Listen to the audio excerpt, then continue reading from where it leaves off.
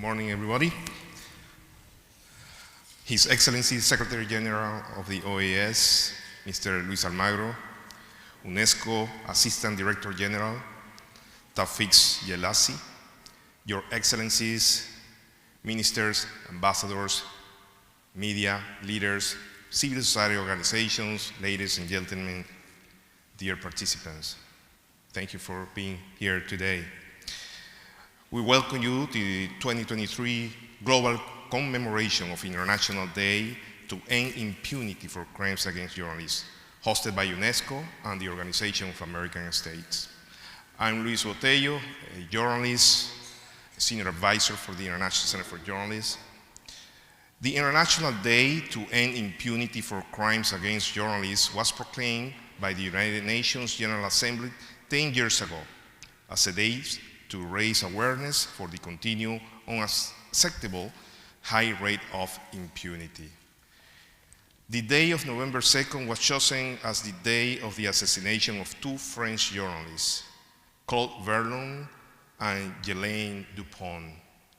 Their deaths, as so many others, remain unsolved. We'll be watching a video about them later in the day. Impunity leads to more killings and is often a symptom of worsening conflict and the breakdown of law and judicial system. We have all come together today to send a strong signal in tackling impunity for crimes against journalists, something we can only do together. Before giving the floor to our host leadership, I would like to invite to the stage two artists, Mexican artists, on raising awareness on the memory of killed journalists, transforming the language of hate of corridos, often glorifying the perpetrators of those kind of crimes. In its antidote, the anti-corrido, I thus the honor to announce the exhibition of Vivir Quintana, who is accompanied by Carmen Ruiz. They are going to perform 3 songs. Let them explain what they are. Welcome.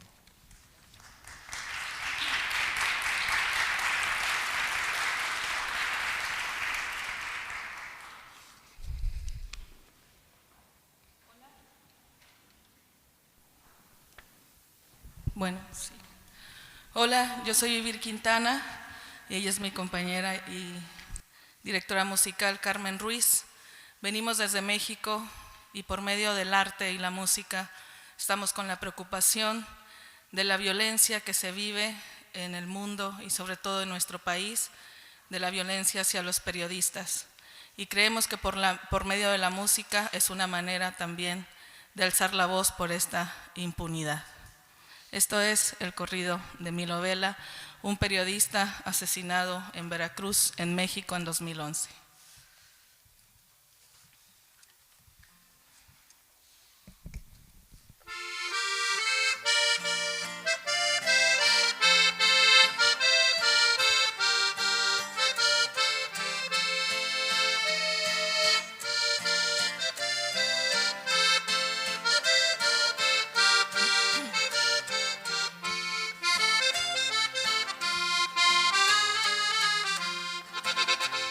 Se alborotaron las aguas del puerto de Veracruz.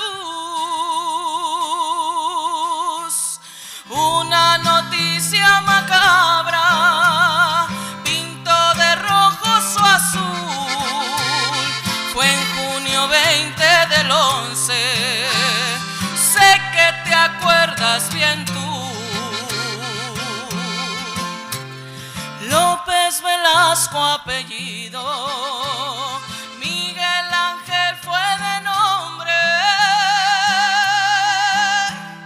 del gran comunicante que se marchó con honores, porque su vida arrancaron junto a 2 de sus amores.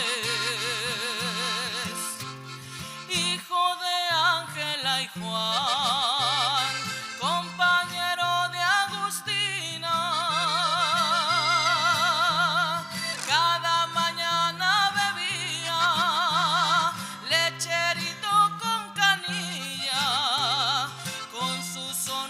la jarocha, siempre iba tras la noticia. Fue de alto riesgo su oficio y con pasión lo ejercía. Para cualquier periodista, qué peligrosa es la vida cuando se escriben verdades, se esconde la policía.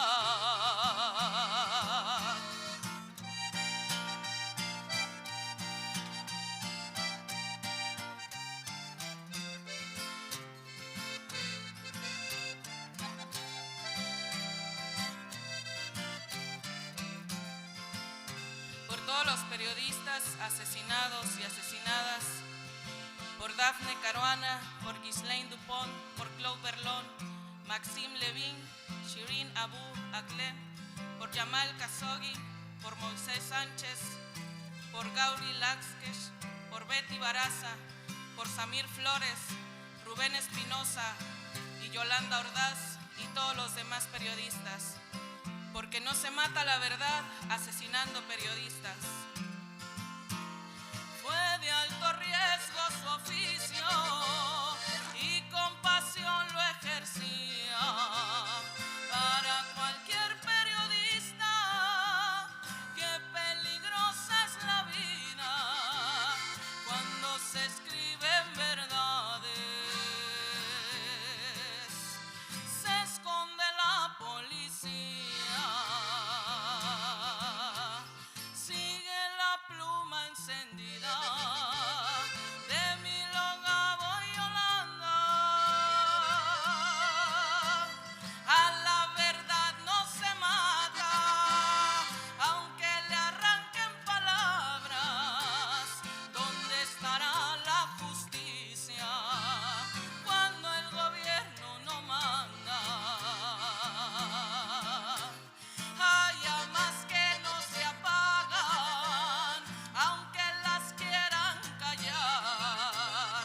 Hay velas que son eternas, aunque se las trague el mar, como las de mi novela que encienden la libertad, como las de mi novela que encienden la libertad.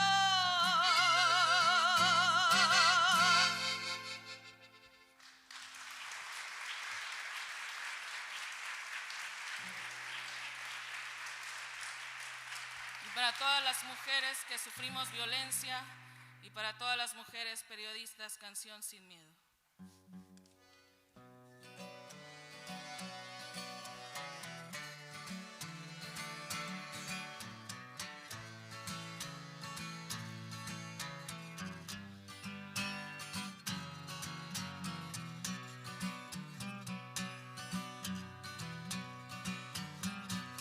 Que tiemble el Estado, los cielos, las calles, que teman los jueces y los judiciales.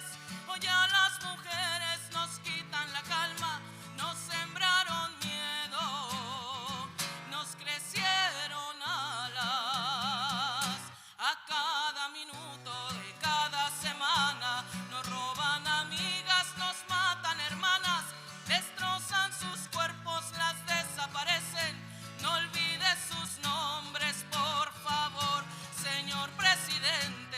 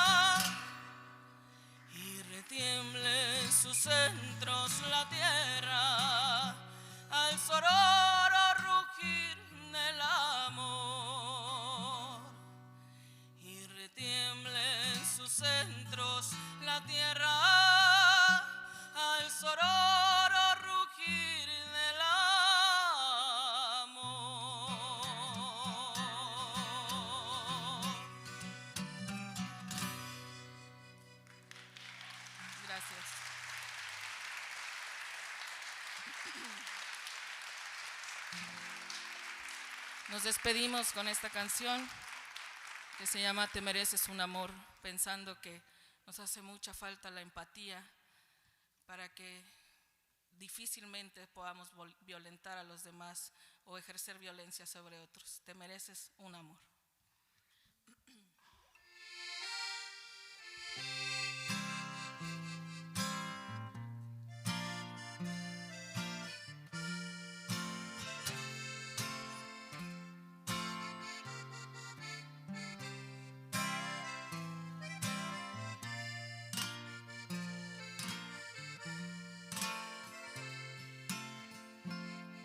Te mereces un amor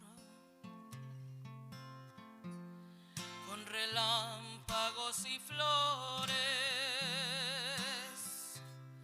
un cariño sin temor, la dulzura del perdón, del pasado y sus errores. Te mereces un amor que respete tus promesas,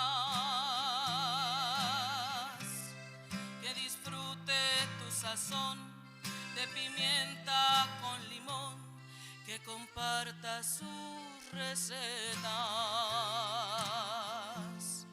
Te mereces un amor retratista de paisajes, un buen amor que te amueble el corazón con sus verbos más amables. Te mereces un amor que navegue en lo profundo, un amor que sea el timón en momentos de temblor, que se quede al fin del mundo. Te mereces un amor que conozca tus espinas, y si el llanto y la inflación tocan a tu dirección, tenga hierbas y aspirinas.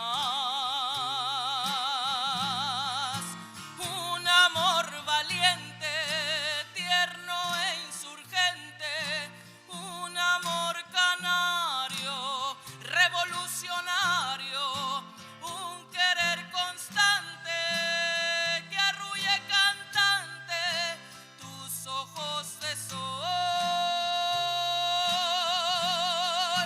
Un amor sin dudas que coma verduras, un amor presente que tire pa'l frente, un amor de fuego que no queme el cerro al primer hervor.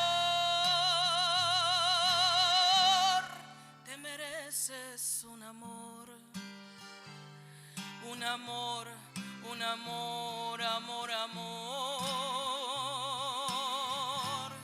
Te mereces un amor que traiga amor, un amor, un gran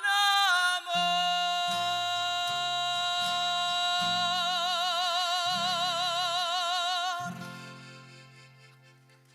Muchas gracias.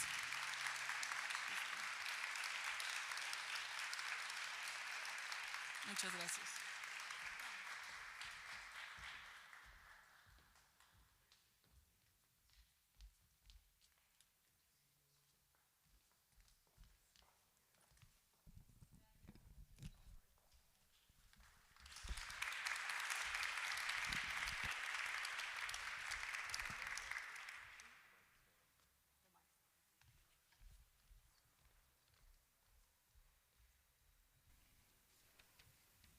One, two, three. Okay.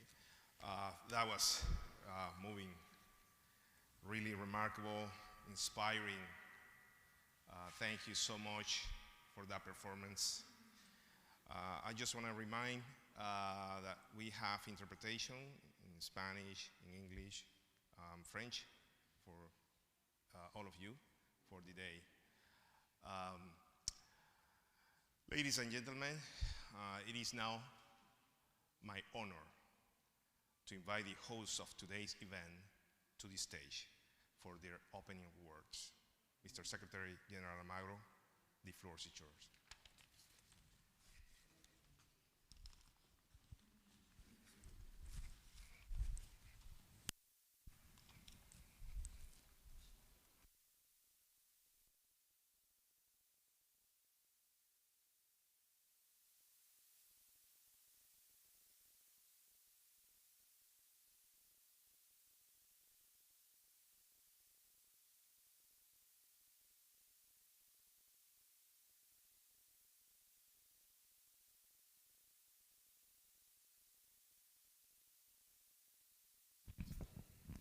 Perfecto. Amigas, amigos, estimado Tawfiq Jelassi, nuestro saludo virtual también a señora Audrey Azoulay, quien lamentablemente no pudo acompañarnos hoy, pero a quien agradezco enormemente por su disposición para juntos organizar esta edición del Día Internacional para poner fin a la impunidad de los crímenes contra periodistas. Hoy nos reúne la conmemoración del Día Internacional para poner fin a la impunidad de los crímenes contra periodistas. Este día, proclamado por la Asamblea General de la Organización de las Naciones Unidas, es ocasión para que quienes creemos en la democracia, las libertades, la justicia, levantemos nuestra voz para denunciar y rechazar los ataques y las violencias perpetradas contra la prensa.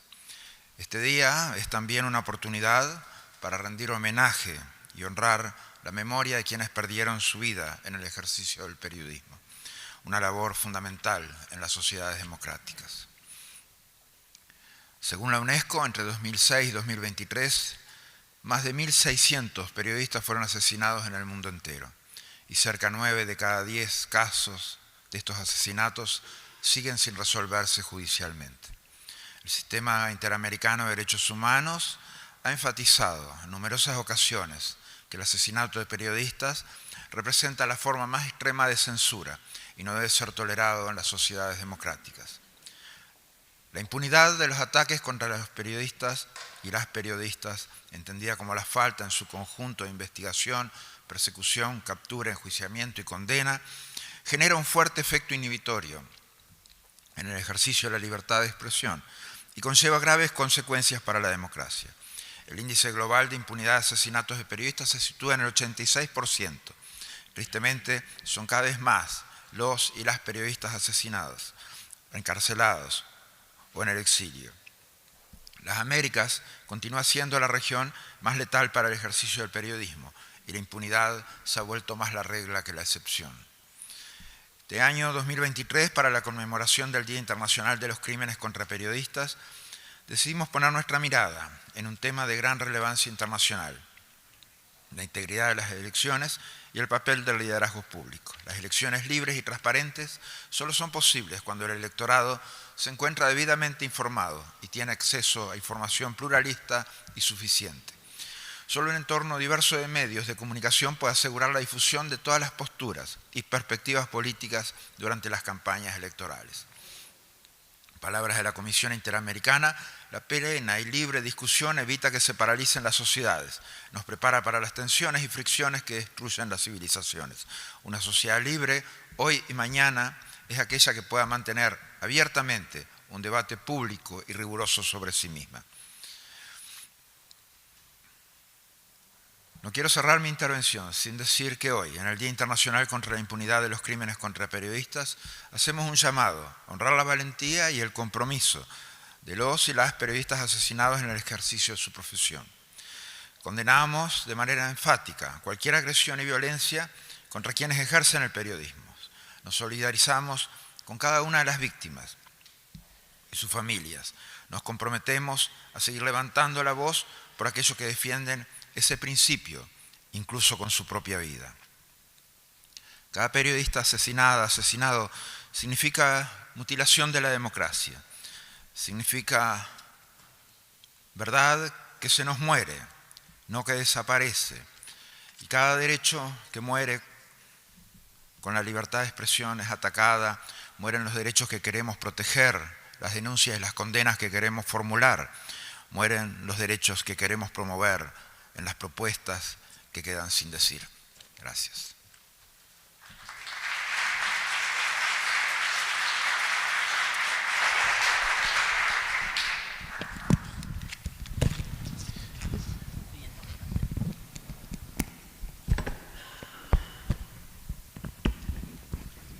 Gracias.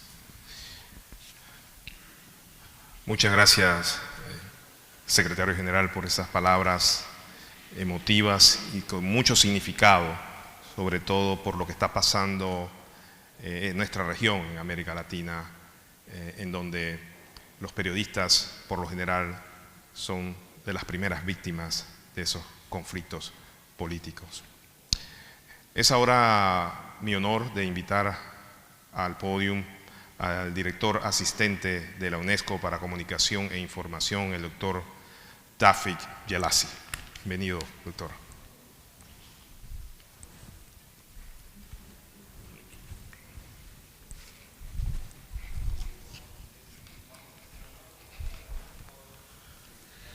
Excellency Luis Almagro, Secretary General of the Organization of American States, Excellencies, Ambassadors, distinguished panelists, speakers, ladies and gentlemen. It is an honor for me, on behalf of the Director General of UNESCO, Madame Audrey Azoulay, to be with you this morning for this global commemoration of the International Day to End Impunity for Crimes Against Journalists. It is also a pleasure to co-organize this event with the Organization of American States in this beautiful room and this landmark house of the Americas. Since 1949, UNESCO and the Organization of American States have been working together, maintaining a strong collaboration on important issues which are central to our respective mandates. I'm glad that this relationship continues to thrive, and we are here today to celebrate also the 25 years of the creation of the Organization of American States Special Rapporteurship and the 30 years of the UN Special Procedure. These milestones seal 3 decades of cooperation in promoting freedom of expression and the safety of journalists. Why are we here to commemorate the International Day to End Impunity for Crimes Against Journalists? The Secretary General reminded us of the alarming statistics about the impunity rate for crimes against journalists. He also told us that between 2006 and 2023, 1,600 journalists have been killed worldwide. Shockingly, 9 out of 10 of these crimes against journalists are still today unresolved, leaving their perpetrators unpunished. In the past years, these numbers have tragically remained unacceptably high, exacerbated by crises worldwide, like the ones we know of in Afghanistan, in Haiti, in Palestine, in Ukraine, in Sudan, among other crises worldwide. Ukraine, as well as Mexico and Haiti, are among the deadliest countries for journalists in recent years. The UNESCO Observatory for Crimes and Killings of Journalists has already condemned the killing of at least 14 journalists in the ongoing crisis in the Middle East. The week following the tragic event of October 7th marked the worst week for journalist killings in the last decade. It is important to note that there has been a slight decrease in impunity rate over the last decade, dropping by 9%. This impunity rate used to be 95%.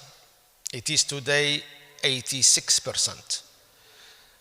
And this slight improvement is due to the concerted effort of advocacy and collaboration under the United Nations Plan of Action for the Safety of Journalists and the issue of impunity.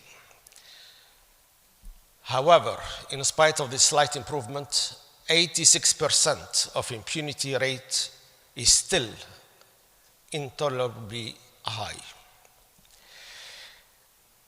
This is why this year's campaign for the International Day emphasizes the need to keep memory alive while fighting impunity and seeking the truth.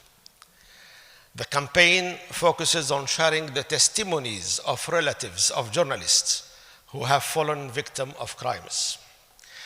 We aim to have these stories of painful experience caused by impunity heard and to demand justice for the fallen journalists.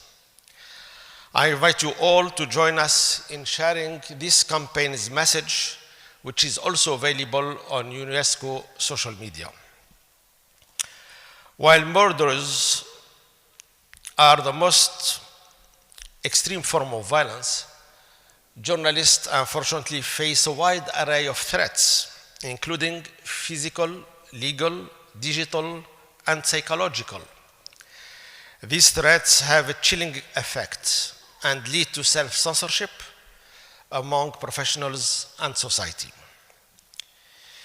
On this occasion, we draw attention to the various forms of attack that intensify during elections. This is especially relevant ahead of next year's super election year, during which we know there will be 81 elections worldwide, and there will be over 2.6 billion voters going to cast their ballot. A new UNESCO data released in this report, and we have copies of this report available for you at the entrance of this room. So please feel free to pick your copy of it. So this new UNESCO data released today shows that between January 2019 and June 2022, attacks against journalists occurred in the context of at least 89 elections in 70 countries. Shockingly, 42% of journalists attacked in election context were assaulted by law enforcement agents and law enforcement agencies. This reveals that electoral processes are accompanied by an intensification of attacks and acts of intimidation against journalists, directly impacting public debate, but also the integrity of electoral processes. To counter these threats, we must recommit to coalition-based effort among all relevant stakeholders in line with the United Nations Plan of Action for the Safety of Journalists and the issue of impunity. We also need to build upon the recommendations of last year's celebration of this International Day, which took place in Vienna and was hosted by the government of Austria. Many of you in this room did join us last November 2nd for this 10th anniversary of the UN Plan of Action. From UNESCO perspective, we are committed to continuing our work with the media community and with all relevant stakeholders, including major regional organizations such as the Organization of American States, the African Union, and the African Court of Human and People's Rights, and other key parties. Will persist in supporting lawyers defending journalists from judicial harassment through the Global Media Defense Fund, which is being administered by UNESCO. We'll continue our training of judges on international standards on freedom of expression. This Judges Initiative of UNESCO has trained to date over 35,000 judges, prosecutors, and judiciary operators coming from 106 countries. We trained them on regional and international standards of freedom of expression. In conclusion, let's remember that this International Day to End Impunity for Crimes Against Journalists is not only a tribute to the courage and dedication of journalists who have lost their lives in the line of duty, it is also an opportunity to call for our concerted action to improve the situation and enhance the safety of journalists.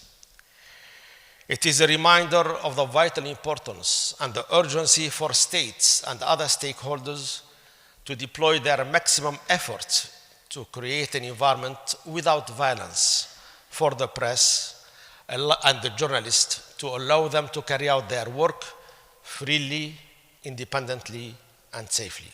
Thank you.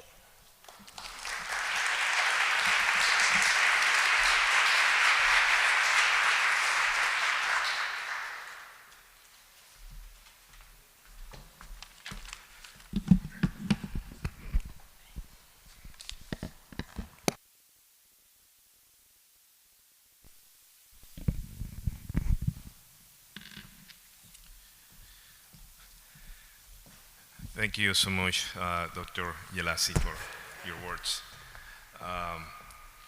Es un recuerdo, un gran recuerdo que tenemos en el mundo, sobre todo por la situación que tienen los periodistas y las agresiones que hay en el mundo. Esto nos recuerda la importancia que hay en que sigamos trabajando juntos. No me cabe la menor duda de que esta audiencia y cada vez más esa ayuda, esos programas de asistencia van a ir creciendo con el tiempo.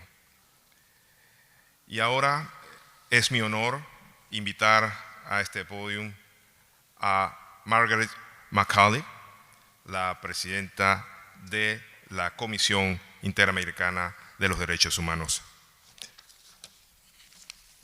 Bienvenida.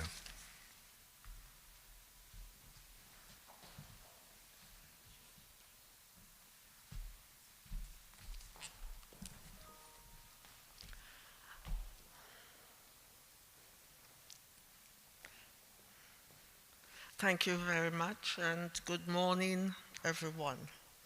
Ladies and gentlemen, as President of the Inter-American Commission on Human Rights, it is a profound honor to welcome all of you to this event to commemorate the International Day to End Impunity for Crimes Against Journalists and the 25th anniversary of the Office of the Special Rapporteur for Freedom of Expression of the Inter-American Commission on Human Rights.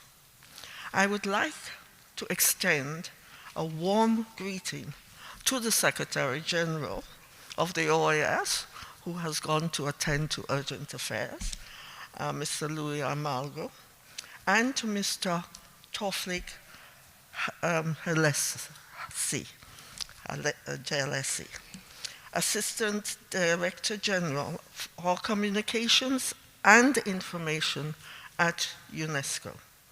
I also wish to acknowledge and thank all the state representatives, as well as civil society organizations, journalists, columnists, persons from media outlets, and all participants who are attending this gathering.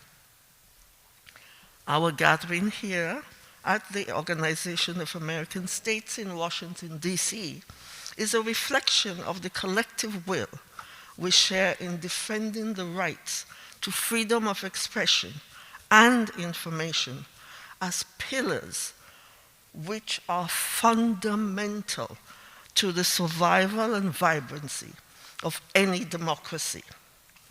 In partnership with UNESCO, the Secretary General of the OAS and our Office of the Special Rapporteur for Freedom of Expression we are united in our mission to confront the challenges and obstacles which impede journalists from performing their duties free from fear of reprisal, intimidation, or violence and death.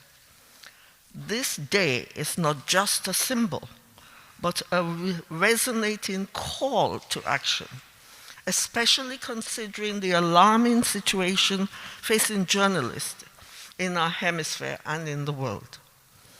In the last few years, the Office of the Special Rapporteur for Freedom of Expression has highlighted a disturbing and increasing trend of violence against journalists in the Americas.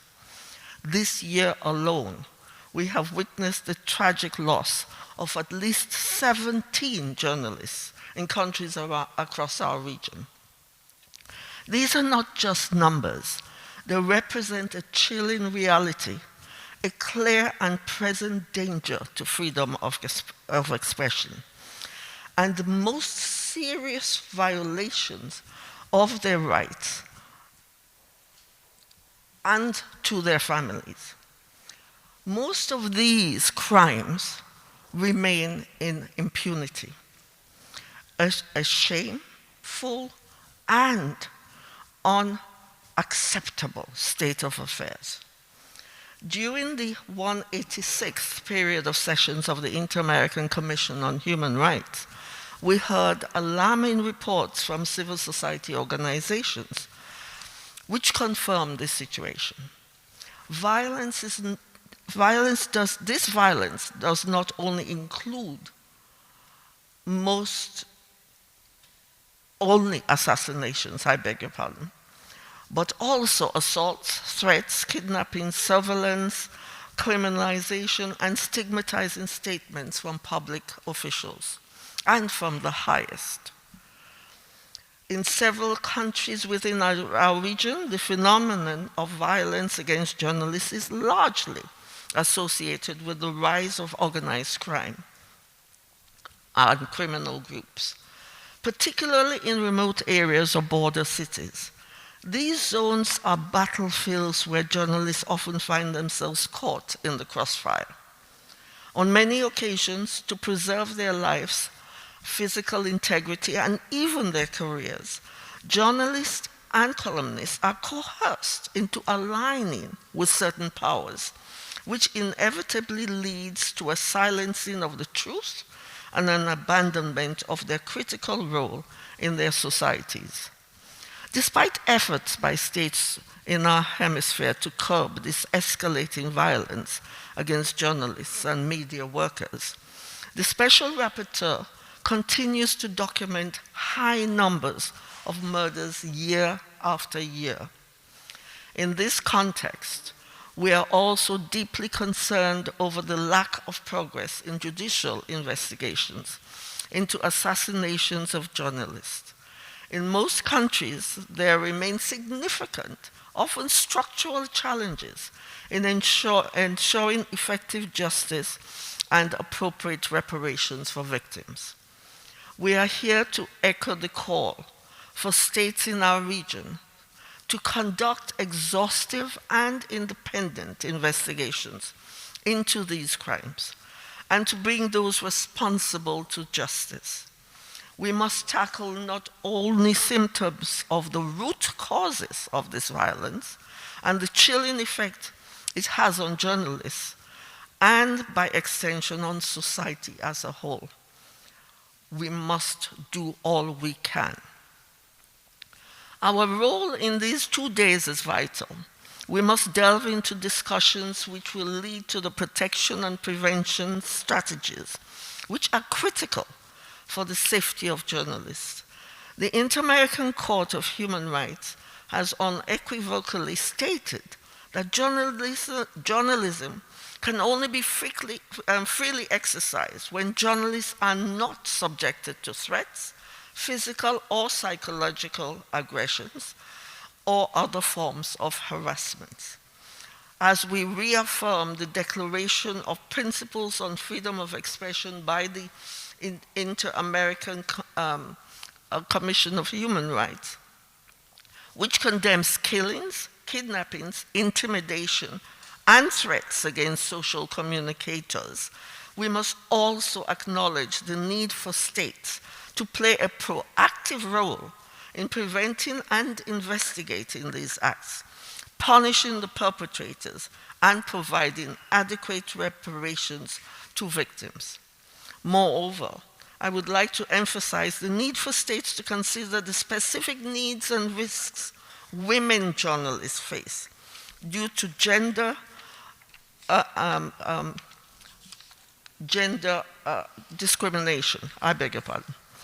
The Inter-American Commission and its Special Rapporteur have previously highlighted that social constructs of gender and historical discrimination towards women lead and still lead to particular patterns of violence, led and still lead to particular patterns of violence, with a differential impact on women journalists and media workers.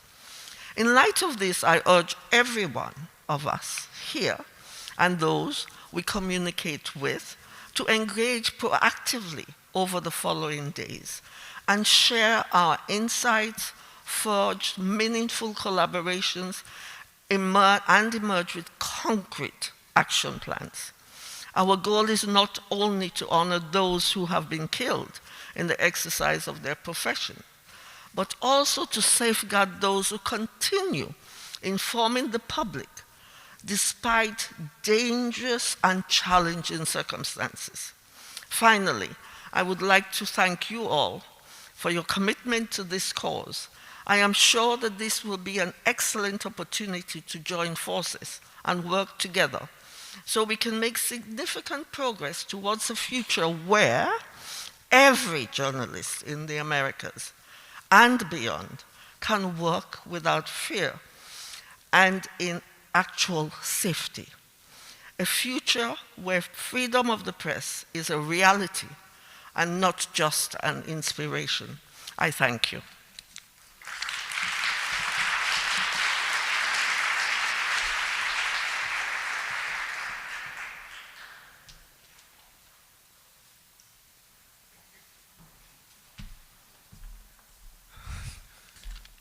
Thank you so much for those words. Ms. Macaulay, it's so nice to see such a strong institutional support. We have gone a long way around the world in defending and protecting journalists. Long way. So different from when I started working in the promotion of independent media 25 years ago, when there were a few institutions openly expressing and coming together to support our colleagues around the world. And now, I would like to introduce Brigida Tesselaar, Ambassador to the United States of the Kingdom of the Netherlands, co-chair of the Media Freedom Coalition.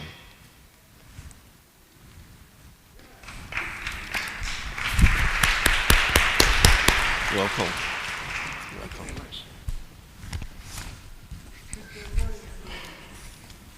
And thank you to Luis Almagro, who had to leave, unfortunately, Secretary General of the OAS, and of course, Taufik Jelassi, the Assistant DG for UNESCO, for organizing this important meeting.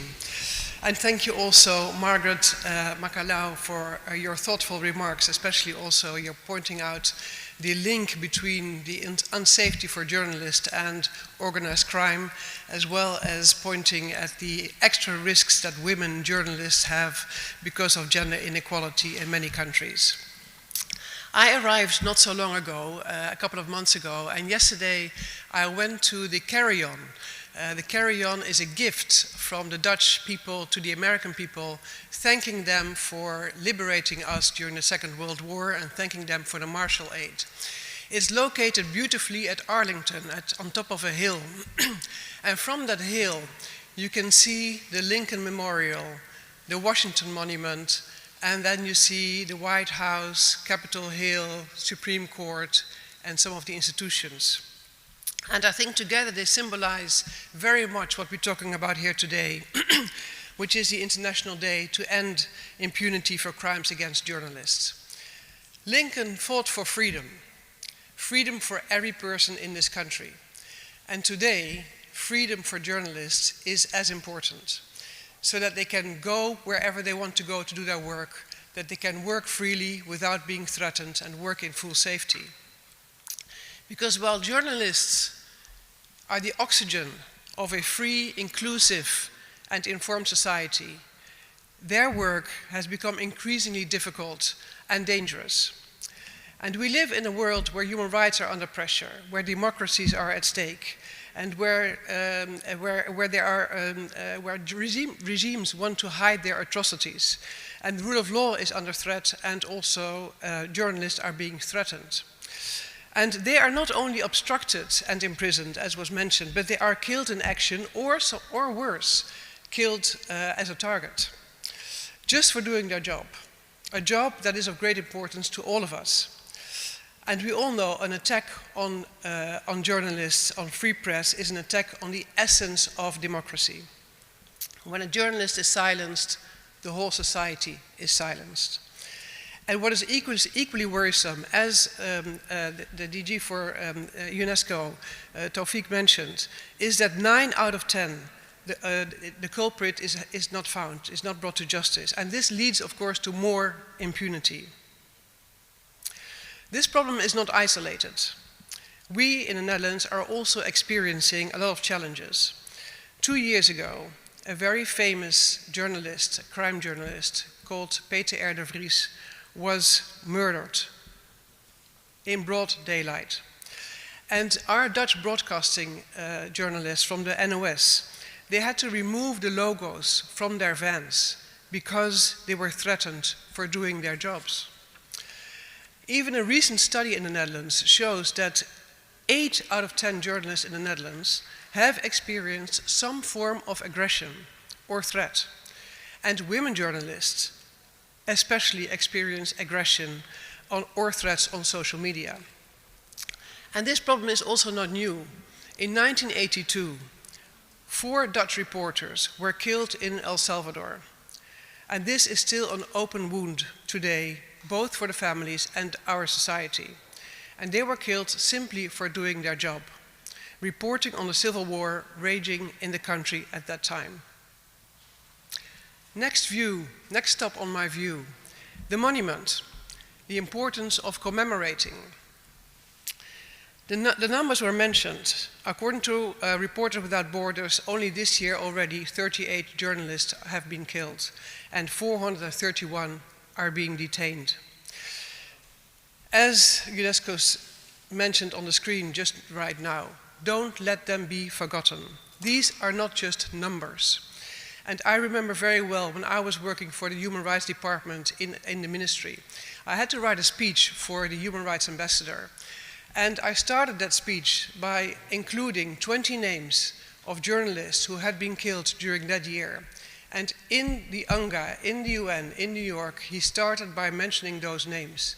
Those people need to be reminded, as also the artists did so beautifully when we started today. And I remember very well what they sang, Cantamos sin miedo. So we need to pay tribute to them. We need not to forget them. And we need to commemorate them, also during days like this one, a day set aside specifically to end impunity for crimes against journalists, and to having discussions like we're going to have today. The next stop on my view, White House, Hill, courts, trias politica.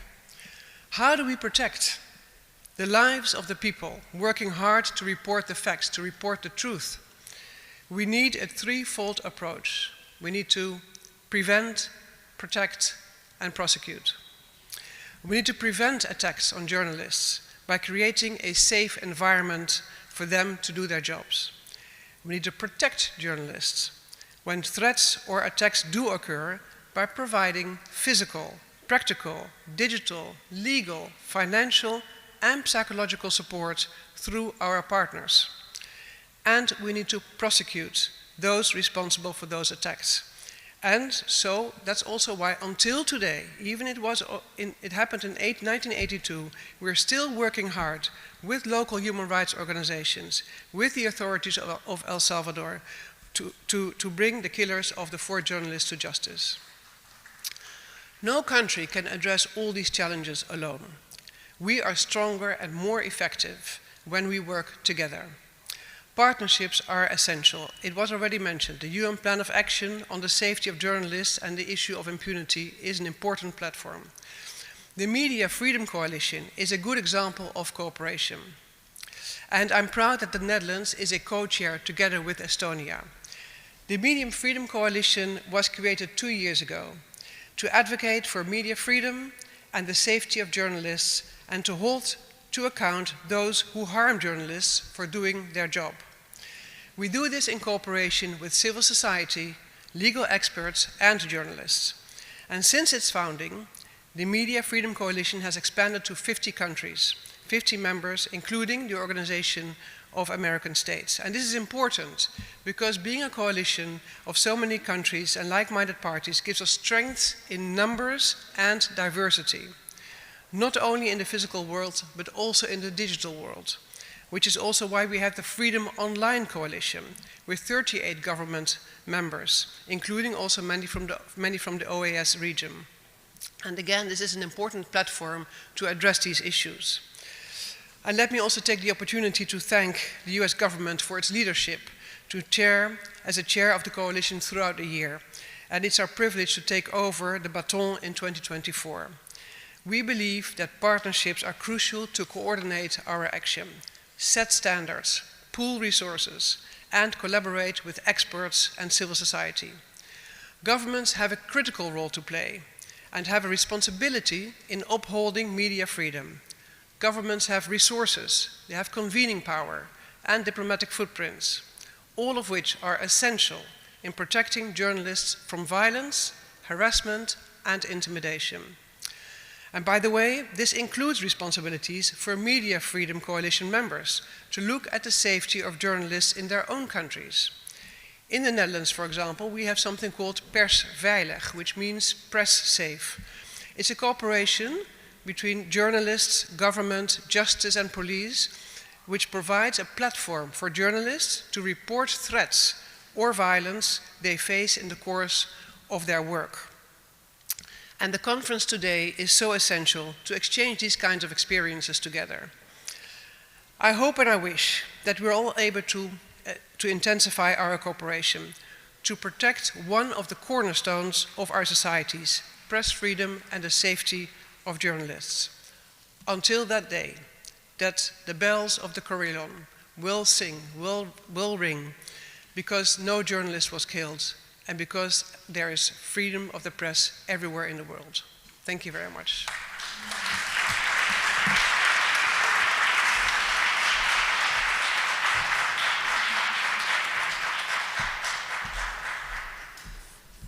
Thank you, Ambassador Zasselar, for expressing all the programs you're working and all the support of the Netherlands to this work. Really appreciate it.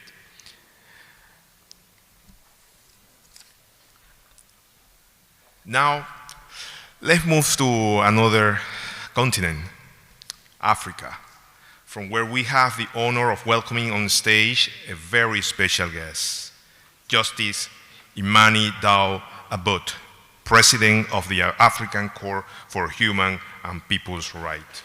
She will tell us more about the challenges of safety for journalists, especially the fundamental role of the judiciary to tackle the challenges. Welcome.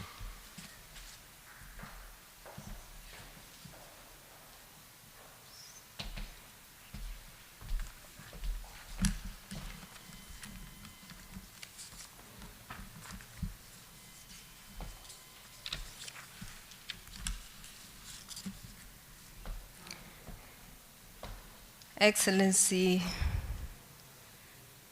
Luis Almagro, Secretary General of the Organization of American States, who just left.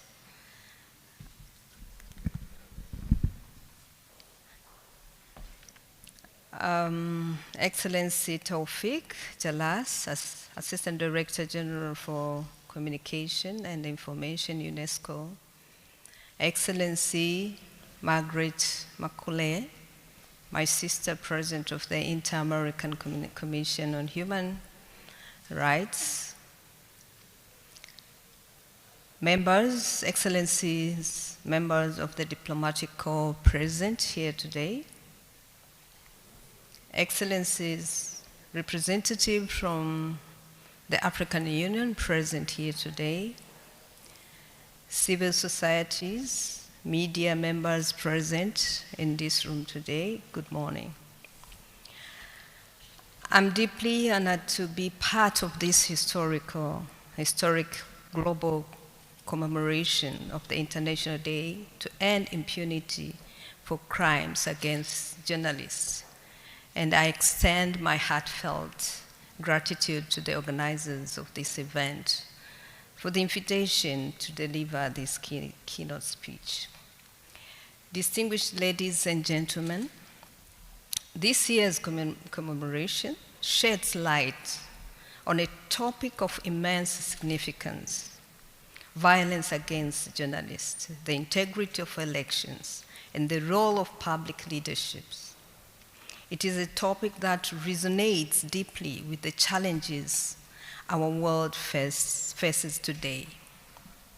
The increasing violence against journalists around the globe, often perpetrated with impunity, raises serious concerns.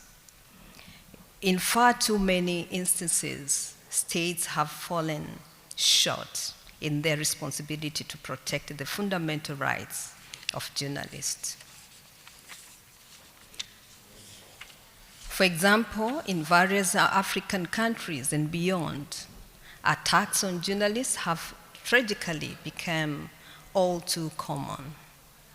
These attacks frequently go without thorough investigation, allowing the perpetrators to evade justice. While freedom of expression is enshrined in the constitutions of our states, the grim reality paints a different picture.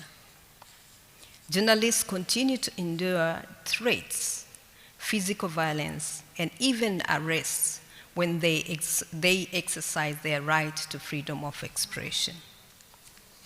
According to the United Nations statistics, approximately 1,615 journalists have lost their lives since 1993, as well said by previous speakers, with 38 of those casualties occurring in 2023, that means this year. Excellencies, distinguished guests, ladies and gentlemen, violence against journalists is not limited to random acts.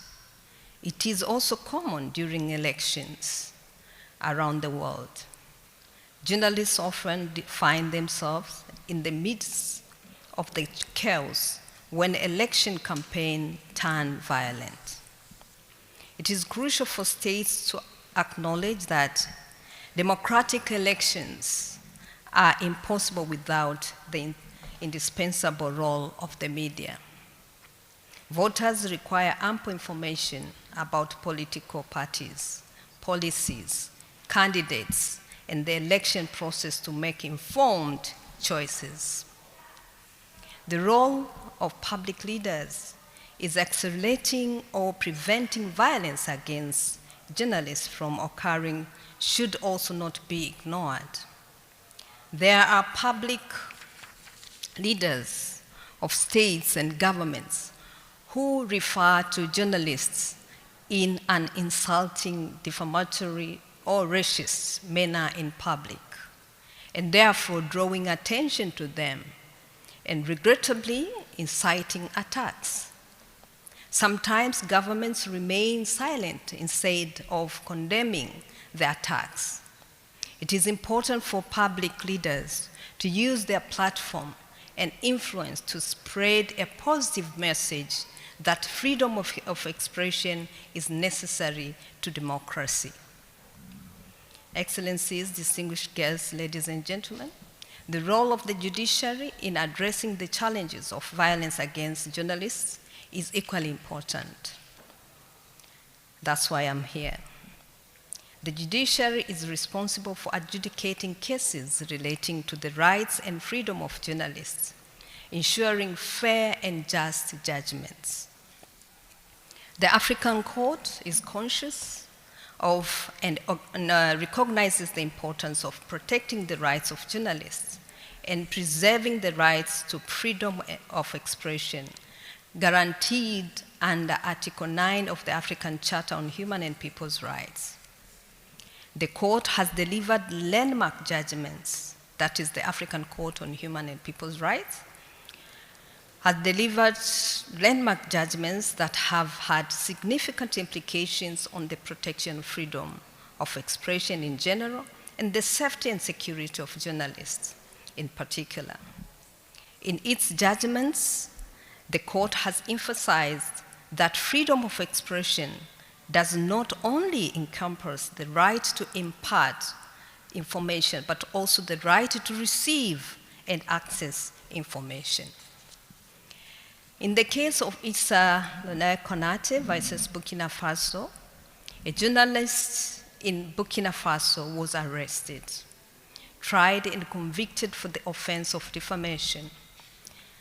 The court held that criminal defamation laws can have a chilling effect on freedom of expression and can hinder the work of journalists. Accordingly, it declared the laws which criminalize defamation, especially those prescribing imprisonment as a punishment, are incompatible with the essence of freedom of expression.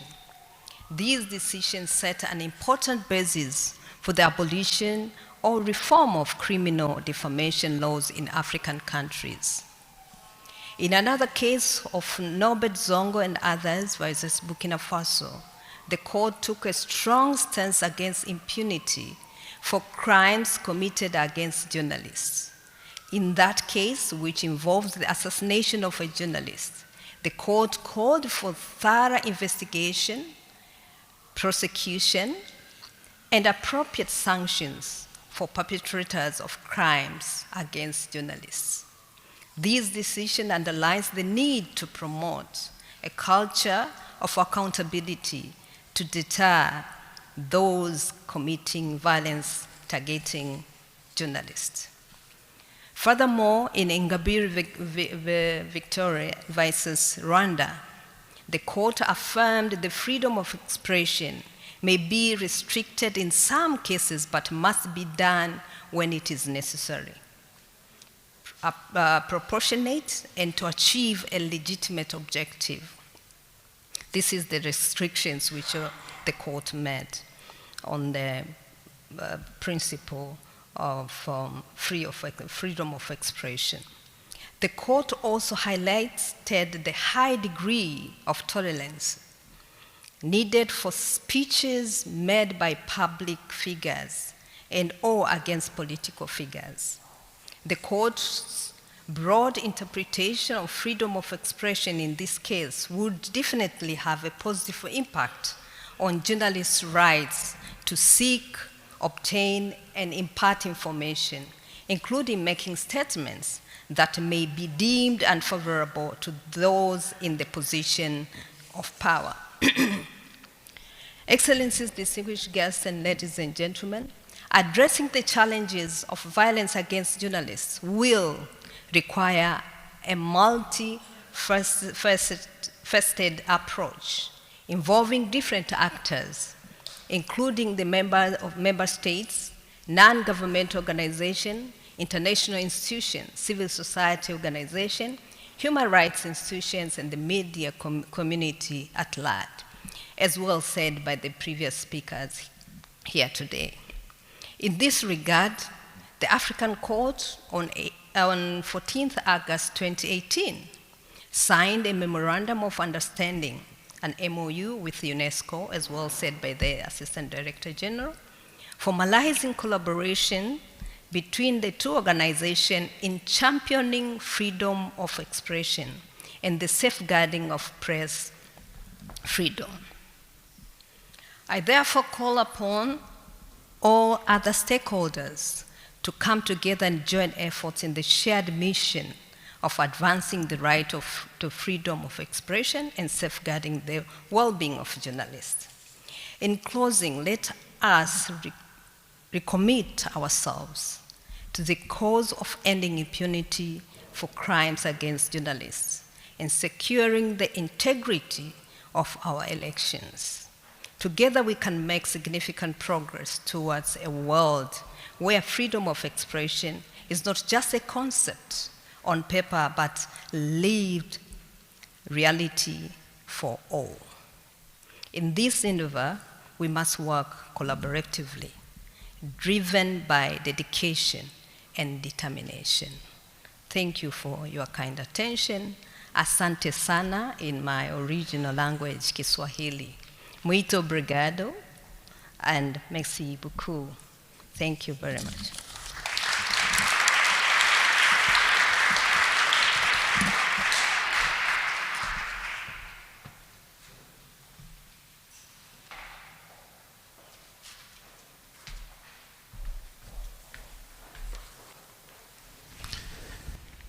Thank you, Justice Abbott, for those words.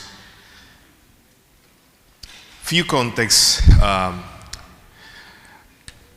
We are now moving into another continent.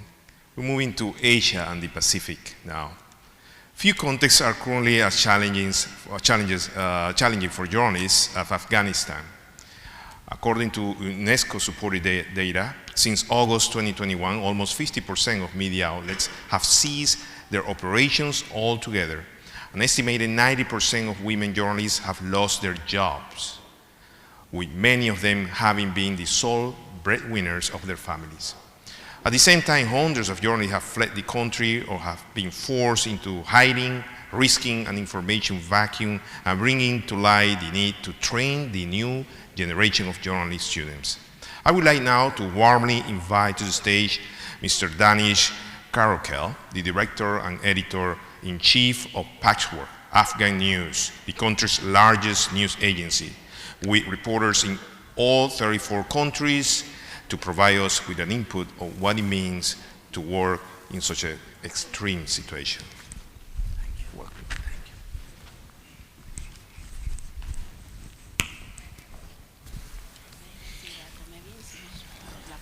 Dear ladies and gentlemen, first of all, I would like to thank UNESCO, an organization of American state, for organizing this important event to improving journalist security worldwide. Over the past 2 decades, Afghan journalists played a key role in keeping citizens informed, supported democratic institutions, fighting corruption, and holding public officials accountable. Media was among other Afghan institutions that enjoyed the most public trust before the August 2021 Taliban takeover of the country. Today, with the Taliban in power and the exit of many international observers, Afghan media inside and outside the country are play a more critical role than ever in providing reliable information about people, dialogue, women education, humanitarian issue, migration, local event. The Taliban have view free journalism as a contrary to Islamic teaching and to their governance system. They have nonetheless been pragmatic in engaging with the media out of concern for their public opinion. The Taliban aim to reshape society along religious line through education system and by controlling public access to information and alternative cultural visions.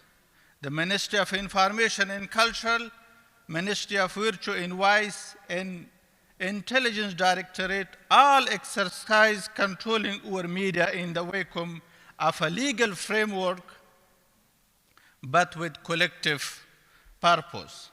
Many journalists, including news organization leadership and most experienced reporter and editor, have fled the country since August 2021. With the national economy's free-fall, private advertising revenue down drastically since 2021 levels, and international support withdraw, nearly half of the country media outlets have shut down altogether. Nearly 8,000 journalists and media workers who remain in Afghanistan have lost their jobs. In the past 2 years, in the absence of support from the international community, especially international organizations advocating for the right of journalists and freedom of expression, dozens of journalists have turned to hard work, and even some of them have sold their organ to provide bread for their family. International sanction and instability of currency in the banking system have increased the cost and difficulty of financial transaction. The Taliban have banned entertainment programs like plays and music. Taliban fighters and local commanders act autonomously in attacking journalists who cover public events like protests or conducted investigative work. The new Taliban government pressures journalists to report according to their interests and even its verbal code by referring to Taliban as the Islamic Emirate of Afghanistan. The Taliban may increase and formalize conventional censorship with expanded policing of a media language, blacklist of news contributors, licensing restriction, or by denying entry to foreign journalists. There is ongoing but systematic restriction of the participation and visibility of women journalists, especially in more conservative provinces. Of the 2,378 female journalists and media workers, less than 500 are engaged in media activity, and there are no female media workers in 17 provinces. Gender discrimination against female journalists is another challenge due to which women journalists cannot get information on time. Dear ladies and gentlemen, but the good news is that women journalists continue report despite limitation, requirement to travel with a female relevant in regions like Kabul, the North, and the West. Organizations with larger and more formal presence inside Afghanistan are more vulnerable to Taliban editorial control. Organizations based abroad and operating informally in Afghanistan face challenges safety, gathering and sharing information from inside the country. Hybrid media are increasing their reliance on the country and anonymous freelancer, citizen journalists, and activists who are seen by editor abroad. Local media can and often must source information from Taliban. Hybrid media whose journalists lack accreditation have difficulty interview official or covering public event, and some are reluctant to approach the Taliban. International media support should be part of a holistic diplomatic and development strategy toward Afghanistan because of a mutual dependence of a media with human rights, education, and democracy. Diplomats should raise press freedom issue with negotiation with Taliban, especially pressuring them to reduce restriction on women in the media. The Taliban have taken over the education system and are revising curricula, including of journalism school, to conform to their ideology. Mentorship model of journalism abroad collaborating with the new colleagues in Afghanistan can be expanded. Dear ladies and gentlemen, economic problem and lack of work have forced about 1,000 journalists and media workers to leave the country, most of whom live in 4 countries in neighboring countries. They expected the international community to encourage journalists stuck in third country to extend visa and provide education opportunity for education and to encourage country to give them asylum.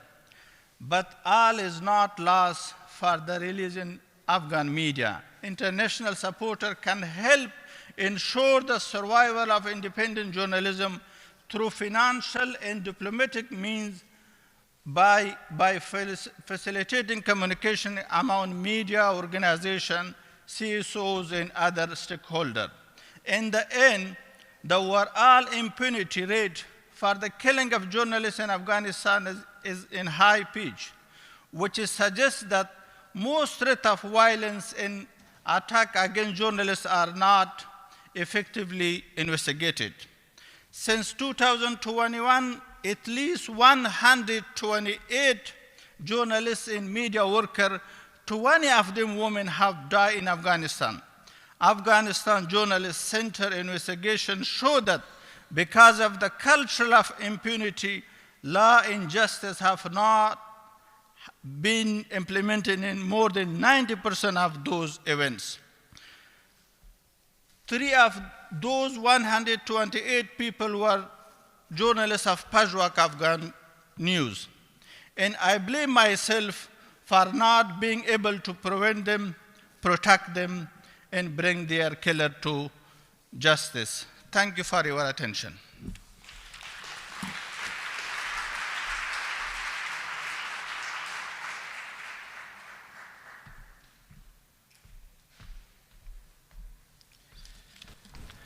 Thank you so much. It's just impressive. I admire so much the work of the Afghan journalists. It's because of everything that they are going through, just really something to admire their courage. Now, we're going to start, just to set the stage, with a very, very quick panel on today's topic: violence against journalists, the integrity of elections, and the role of public leadership, which I like so much, the addition of the public leadership, because it's an area that requires so much thought, especially when we deal with independent media and promoting press freedom. For this, I would like to invite to the stage Ms. Irene Khan, the Special Rapporteur on Freedom of Expression and Opinion of the United Nations. Welcome.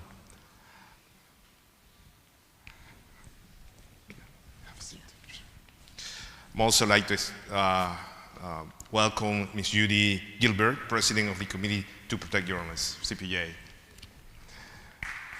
Thank you. Good to see you.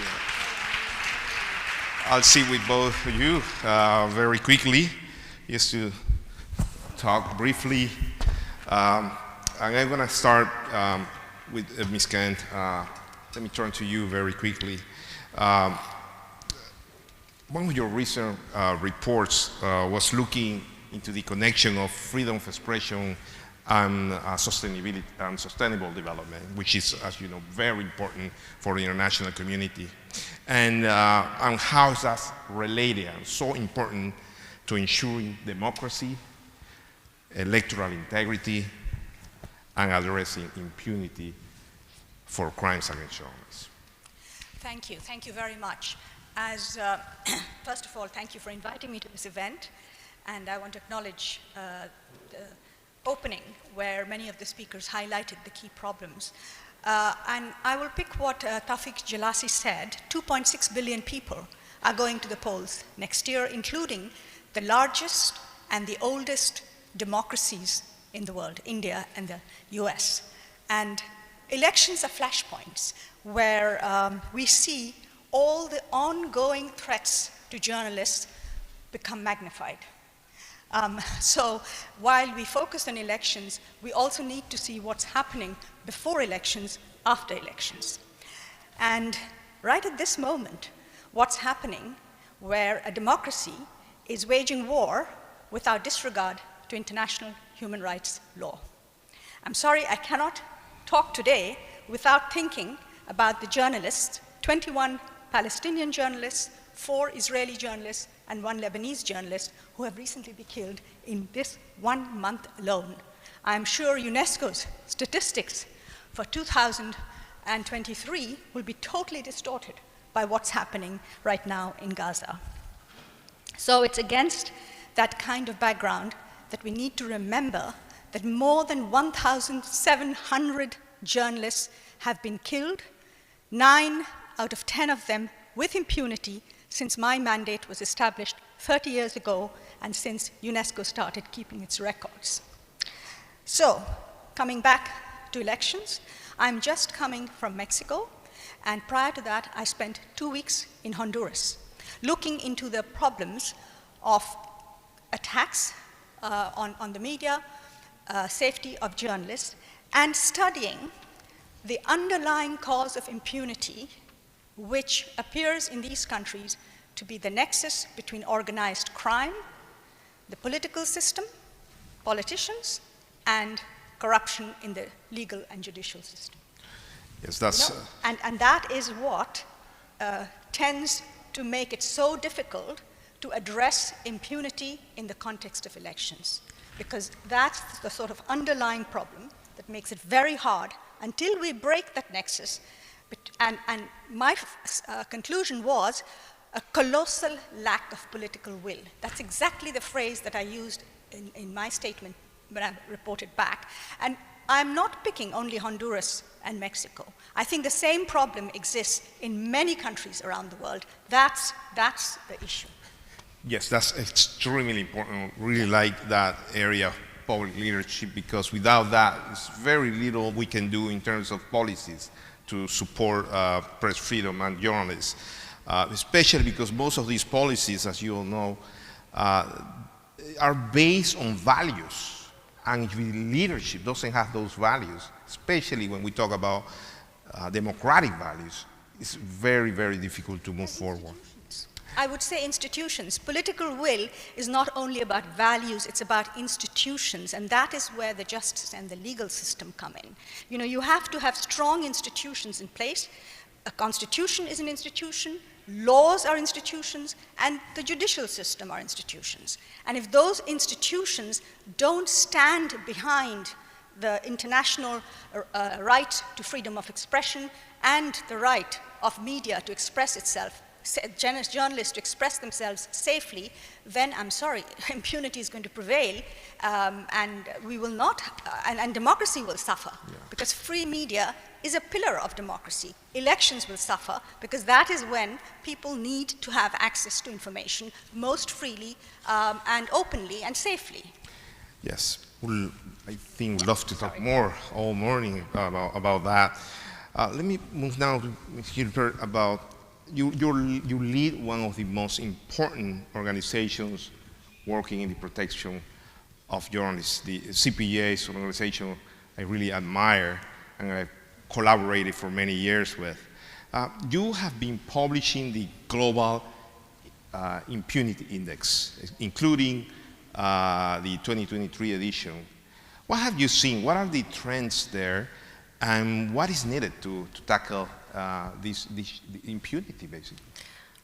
Well, I think one of the trends I would reflect on, and I see many colleagues here have been working on this for many years, is, you know, it's 10 years since we declared this International Day to End Impunity.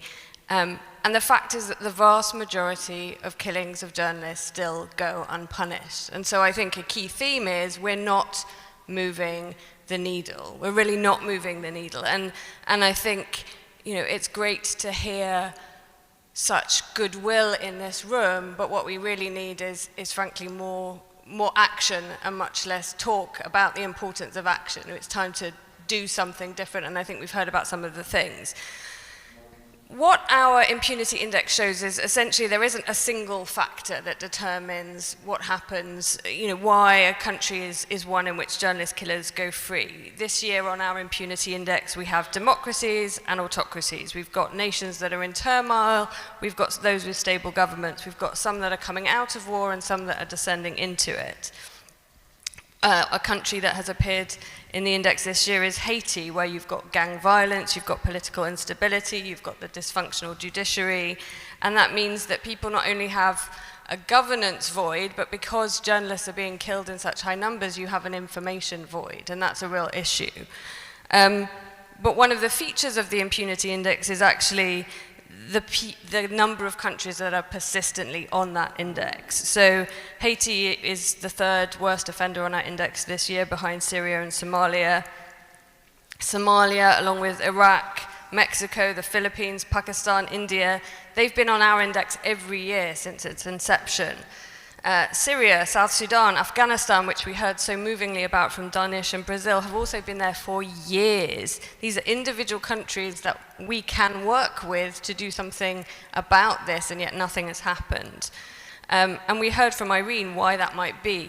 We've heard about conflict, corruption, inadequate law enforcement, and lack of political interest. And one thing is also common, and you asked about themes, is the failure to deal with all of this creates an environment in which journalists feel chilled. They do not feel able to report freely.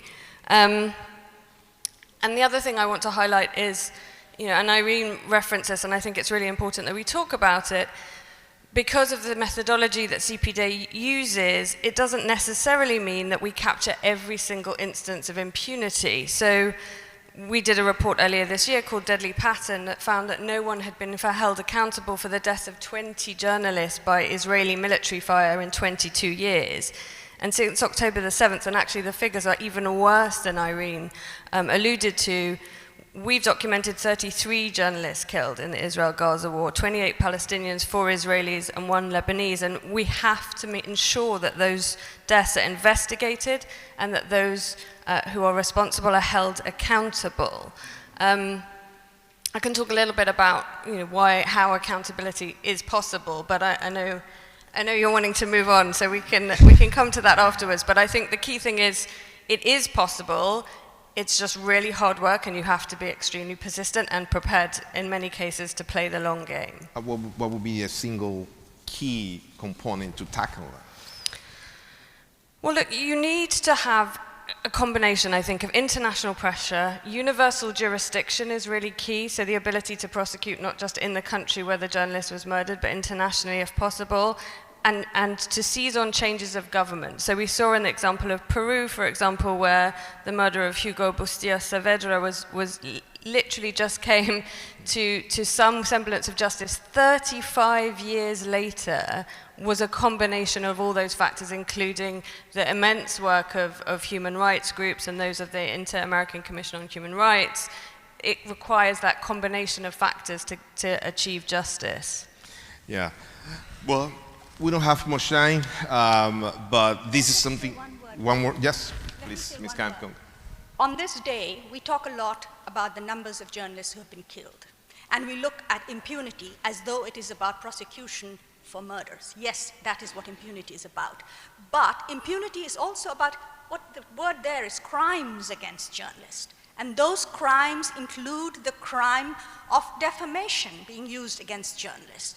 There are crimes, all sorts of other security laws, anti-terrorist laws, fake news laws that are being used against journalists. And I believe that we need to focus on that, because today you don't have to kill a journalist in order to chill freedom of expression.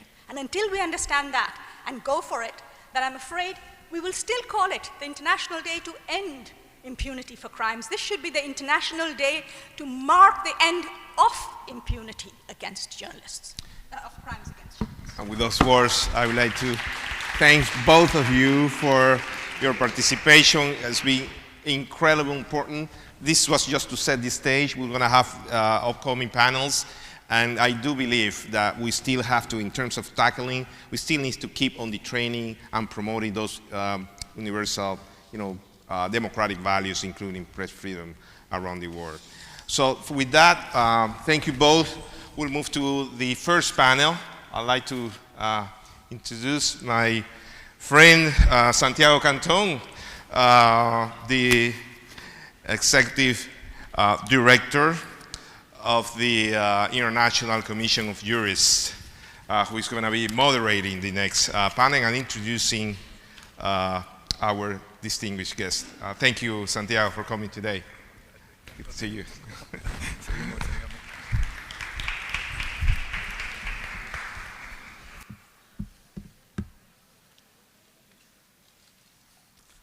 Thank you very much, Luis, for the introduction. I'm going to switch briefly to Spanish and then back to English. En primer lugar, le quiero agradecer a la OEA, a UNESCO, a la Comisión Interamericana de Derechos Humanos y a la Relatoría de Libertad de Expresión por organizar este evento y combinar las dos cosas, combinar los 25 años de la creación de la Relatoría, que me hace sentir un poco viejo, debo reconocerlo, y por otro lado el Día de la Lucha contra la Impunidad de los asesinatos y crímenes contra periodistas, contra la libertad de expresión. Cuando se creó la Relatoría hace 25 años, Luis, tú eras parte, el CPJ también estaba presente en esa creación, y es importante decir que cuando uno ve 25 años hacia atrás, realmente el camino que ha recorrido la Relatoría es extraordinario. Esos primeros años no fueron para nada fáciles. No existía ninguna oficina, no existía una, yo siempre digo de manera medio graciosa que ni siquiera tenía una silla y un escritorio, cosa que es verdad. Y ver lo que es la Relatoría hoy en día realmente el progreso ha sido extraordinario. Pero lamentablemente también ha sido, más allá de los extraordinarios éxitos que ha tenido la Relatoría, vemos que muchos de los problemas que existían hace 25 años continúan existiendo y continúan afectando gravemente a la libertad de expresión y a los periodistas. Y ahí quiero pasar al tema del panel actual, que me corresponde moderar, que es el relacionado con la seguridad de los periodistas en elecciones y contextos de crisis, riesgos para la democracia. En el día de ayer nos reunimos los ex-relatores y el relator actual para pensar un poco la situación de la libertad de expresión en la región, y el relator actual nos informó que en los 25 años de la existencia de la Relatoría, en la región se han asesinado a 517 periodistas. Son más de 20 periodistas por año, prácticamente casi 2 periodistas por mes que han sido asesinados en estos 25 años de la existencia de la Relatoría. La Corte Interamericana de Derechos Humanos, en una opinión consultiva muy utilizada por todo lo que trabajamos en libertad de expresión, en el año 85 dijo que la libertad de expresión era la piedra angular de la existencia misma de la democracia. Y luego, en el párrafo siguiente, dice que los periodistas eran la manifestación primaria y principal en el ejercicio del derecho a la libertad de expresión. Claramente hay una relación directa entre los crímenes contra los periodistas, los ataques contra la libertad de expresión y la democracia. Y eso lo vemos hoy en día, principalmente en nuestra región. Y hay una relación muy directa, no hace falta decirlo, entre la democracia y las elecciones. Y ese es el tema del panel que ahora voy a pasar a presentar. So, let me just briefly ask the panelists of this panel to join me. I hope I pronounce the names correctly. I will ask, first we are going to have 2 testimonies, and then we are going to have the 4 members of the panels, but I will ask all of them to join me right now. Is Patience Niange,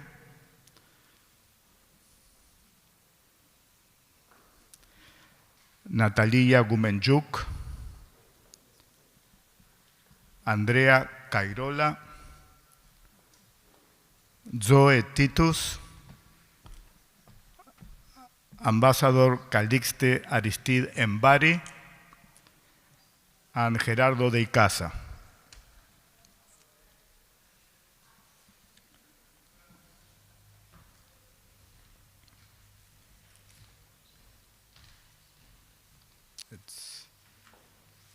We have two panelists missing. No, here they are. Okay. So as I said before, we are going to start with two testimonies. The first one is going to be from Patience Nyange. Did I pronounce it correctly? Thanks. And Patience is the Executive Director of the Association of Media Women in Kenya.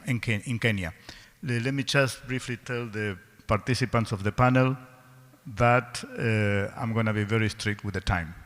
So I apologize in advance. So now for the presentation of the testimonies, they're going to have, each of you are going to have 6 minutes. Okay, let's go ahead.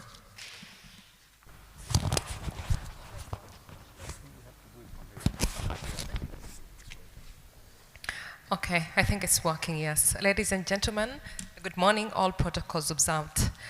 My name is Patience Nyange. I come from Kenya. Thank you so much for inviting me for this engagement. I truly appreciate UNESCO and the American Organization for Stats. I had the opportunity to visit the neighborhood of my hotel yesterday, and I visited George Washington University, and the site was beautiful. I only wished I had brought the Kenyan weather with me. I'm honored and very privileged to be participating at this day, commemoration of International Day of Ending Impunity Against Journalists. I stand here, or I sit here, as a woman journalist, but also one who attempted to vie for the elective position in my country, Kenya, in the 2022 general elections. As one of the women candidates who vied for the governor position in my home county, which is Taita Taveta County. Well, I only have 5 minutes left, I believe now. So from the onset, allow me to declare that I will just generalize all my experiences or testimony, wearing both hats as a woman journalist, but also as a political aspirant. I'm currently serving as Executive Director of the Association of Media Women in Kenya, a membership organization representing about 500 women spread across the country. So some of these are examples or testimonies of these women as well. Women journalists and politicians. We believe that the more visible you are, the more targeted you become. Women journalists, again, continue to face some of these challenges that they have faced since time immemorials. And for those who have spoken before me, I share in the sentiments that have been there. Women have been there, just a second. Some of these threats that we face during electioneering period can be particularly challenging due to the heightened political tension and also often polarized nature of political campaigns. This includes gender-based violence. Women journalists and politicians hugely experience physical and verbal attacks, harassment, and threats related to their gender, including stalking and even physical assault. A number of women aspirants who were vying for the elections in 2022 have experienced or had actually pulled out from the election almost towards the end, since that the risks were increased at that time, including kidnapping of their kinsmen. Well, violence has also taken a new shape and moved online. Online harassment, a number of us disproportionately targeted with online harassment, including revealing of personal information online. And this, of course, had a chilling effect on the ability of candidates to participate in political discourse on reporting on elections. Many women feel that the cycle becomes too intrusive, especially for their families, and hence withdraw their candidacy and leave the social media platforms altogether.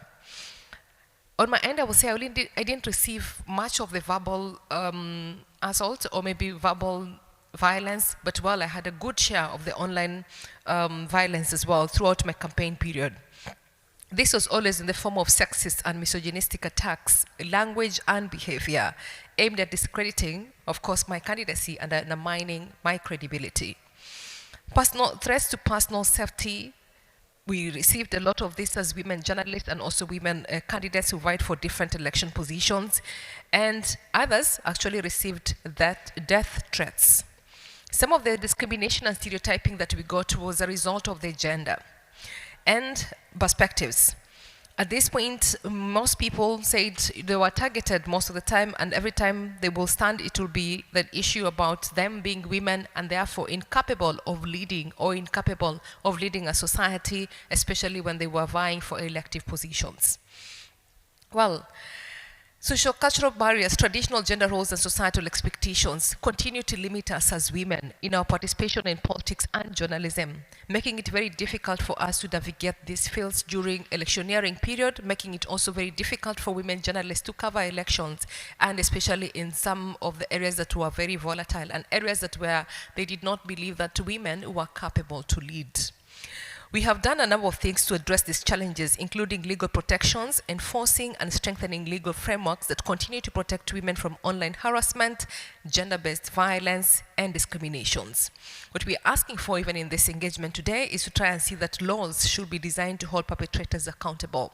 In my country, we still are lagging behind and also really finding a challenge in holding people accountable, especially when it comes to online violence. We would like to continue encouraging that we support women, encouraging and support the active participation of women in politics and journalism through mentorship programs, affirmative action policies, and initiatives aimed at promoting women leaders. In my organization right now, what we're trying to do is to profile all the women who are holding political leadership positions currently as an indication of their capability to be able to lead in these positions, and also just to give them positive portrayal. We love to put women in the front pages when they are in sex scandals and when they are in any other scandals, but rarely do we give them a chance to be able to highlight or showcase the kind of work they're doing in relation to impacting their communities.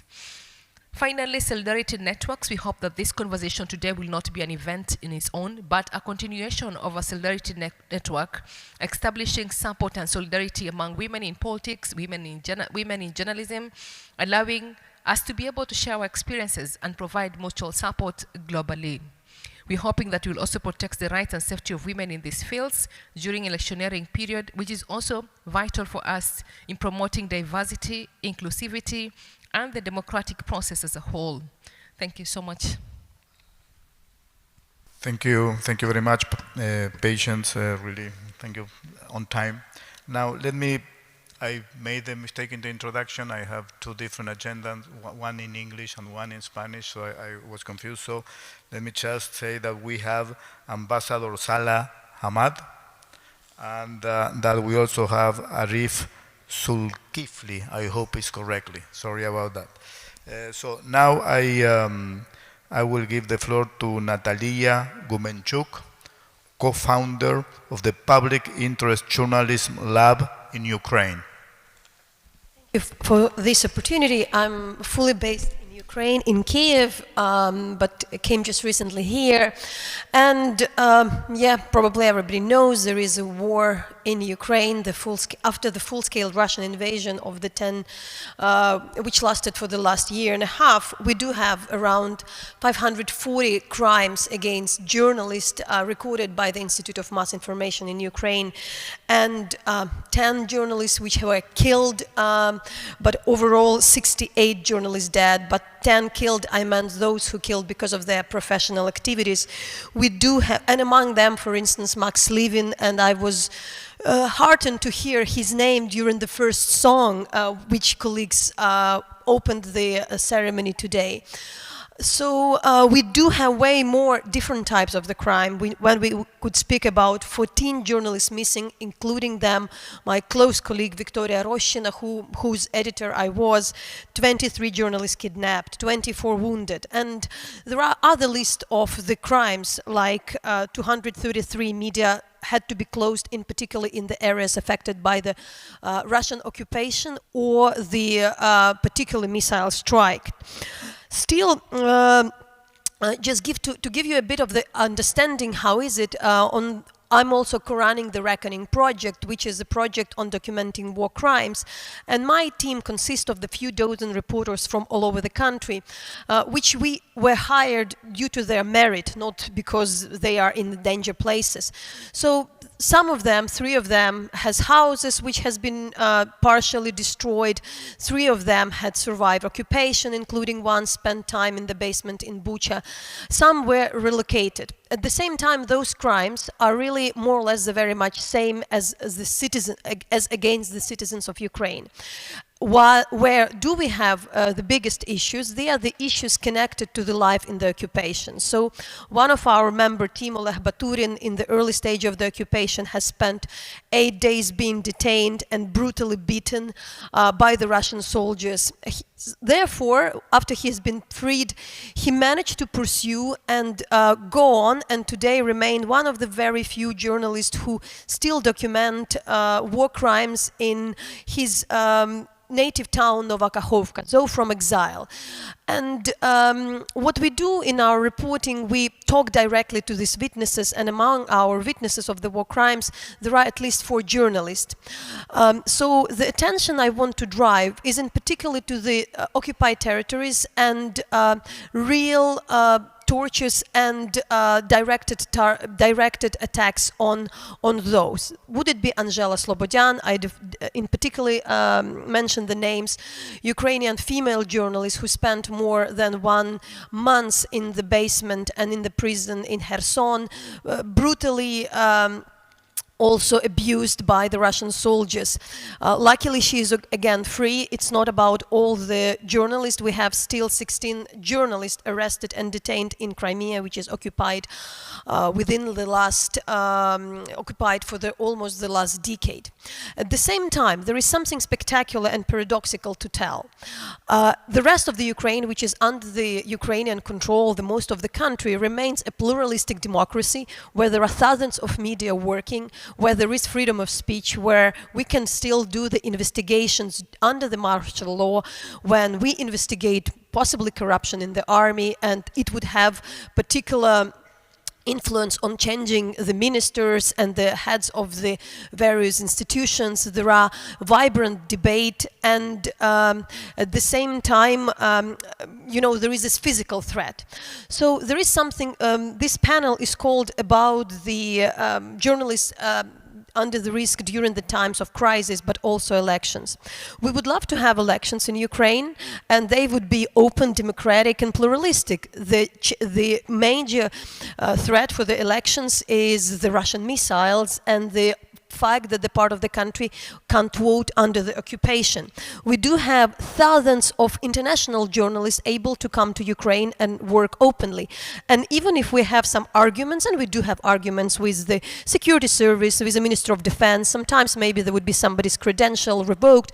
After the debate, they would be, given back. And to be honest, within the last year and a half, I have never felt myself so appreciated and so needed in my country with that level of access as never before this war, because it was exactly when the population understood what is the role of the journalists during the crisis, that they are an absolute necessity for the people to write, to know what's happening. And now we really know that if there is no journalist, if there is in the places like currently occupied, people just generally do not know. Somebody during this day told in the panel that the freedom of speech and the information is like the space to breathe. And it's not something, just a phrase. When just 3 journalists, Ukrainian journalists, were able to work at the Mariupol during the siege, and it was a full blockade, and people didn't know whether the capital is standing, what's going on. And they were asking, when I am coming to the liberated territories, that's always I hear first, that in fact people all say that information, a basic knowledge, is as needed as food for them. So with this short remark, I'm ending my talk, and I would be happy to answer all the questions further. Thank you very much, Natalia, Pashan. So we heard the 2 testimonies. Now we are going to go to the panelists. I will give the floor to them, and I will ask them, if possible, to the 4 of you, if possible, if you can comment on the issue of women journalists and how it and the relationship with freedom of expression during election times and during crisis times. So if you can add any reference to that as well. So with that, I will ask Zoe Titus, as I said before, chairperson of the Global Forum for Media Development and executive director of the Namibia Media Trust. Thank you. As per a short introduction, the Global Forum for Media Development is the largest media journalism support and media development organization globally, with about just under 170 members globally, including international organizations, regional and national organizations. And our experience of dealing in environments of crisis, in war-torn situations, has been, and we've worked in countries like, for example, Syria, Afghanistan, Ethiopia, the Ukraine, yes, just to mention a few. And as I'm answering your question, it strikes me that these crises are becoming more frequent, to the extent that this is becoming the norm. And as mentioned earlier also, these crises are elevated to a certain extent during elections. So I'll speak to that a little more. But I would like to focus specifically on the Ukraine and what the GFMD has been doing there. The Ukraine has been a recipient of sustained media development assistance prior the invasion. But obviously, with the invasion, it became very, very clear that a different kind of response is required. And we, as the GFMD, ensured that that response, importantly, is determined by Ukrainian journalists themselves. That was in critical importance. And I believe that from the onset, Ukrainian journalists were very, very concerned about the fact that aside from PPEs, the most immediate support that is required, media development assistance to the Ukraine should be long-term and should be sustained. That is just looking at the Ukraine. But now looking at the issue of elections, and unfortunately, it's very unfortunate, Natalia, that it is only now, when your country is in such disarray, that people are coming to understand and appreciate the role of journalists, which unfortunately is not the case in most instances. As we are heading towards elections, and I believe there are 81 elections globally next year in Africa, just over 20 elections, this is where women journalists especially, and thank you for your testimony, Patience, where women journalists and others in public office become the target of a lot of violence, not just online but offline as well. I mean, it is my impression that violence moves offline, then online, and comes back offline, and this is a cyclical issue that is perpetuated consistently. If I recall just a recent example in Zimbabwe with the elections earlier this year, it is a public official who withdrew from the elections because she was just not given the space to express herself. And that is where the issue of censorship comes in, because in that instance, especially in elections, when more than at any other time, citizens need access to quality verified information, in an election period, in a crisis of any kind, that journalists, the work of journalists, should be supported.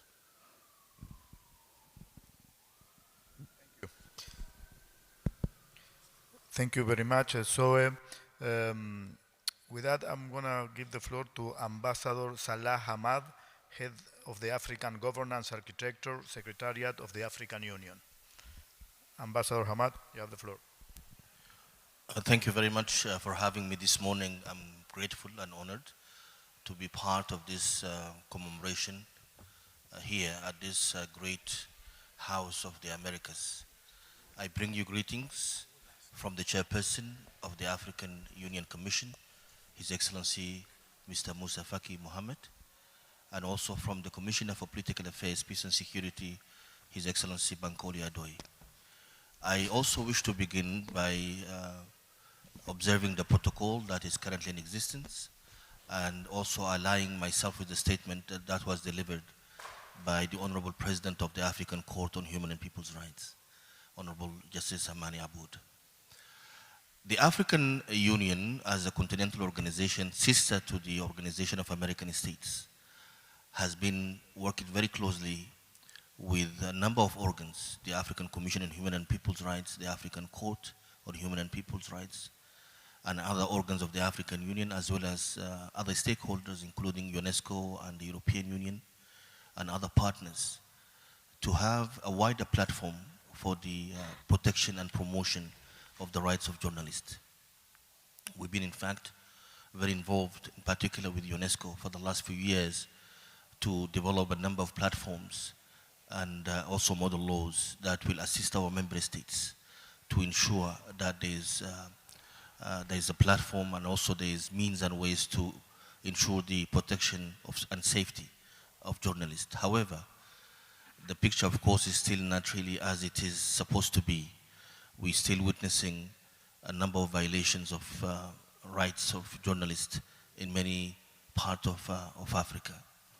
Recently, during the elections in Eswatini, and previously during the election in many other African countries.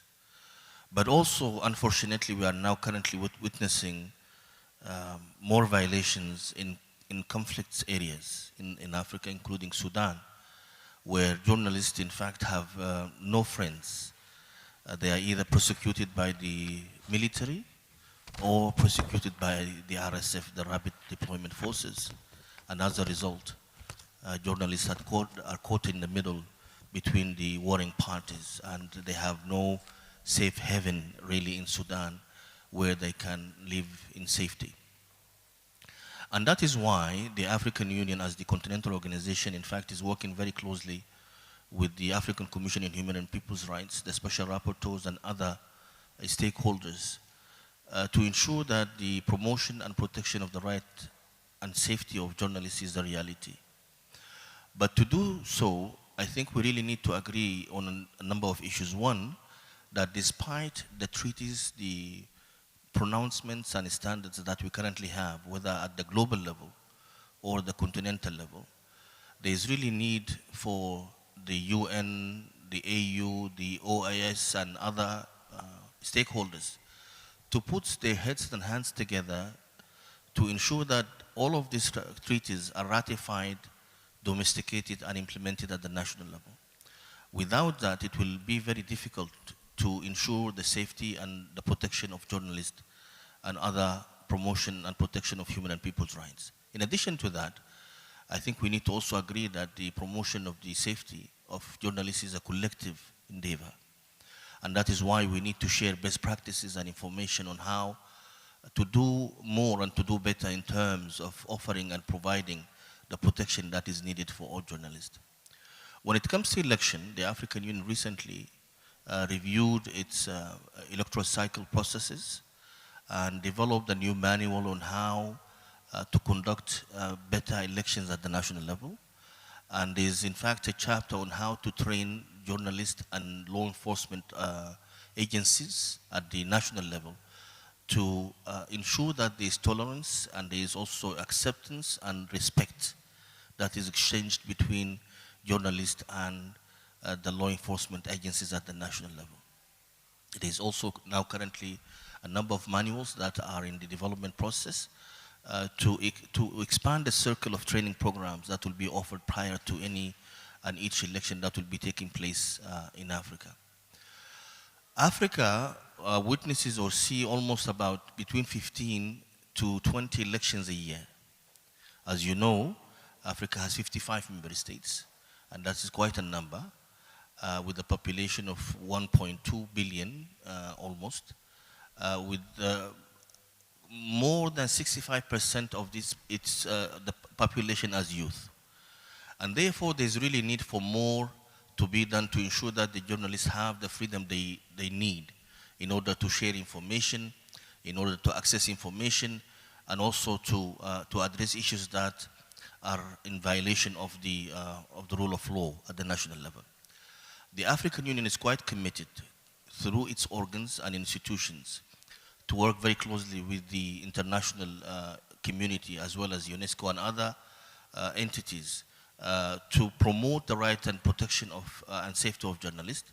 And the African Commission on Human and People's Rights, in fact, recently developed a model law on access to information with a big chapter on how to promote the safety and protection of journalists in Africa. We are currently also assisting the African Commission on Human and People's Rights in Banjul to develop a working group that is specialized on the safety and protection of journalists.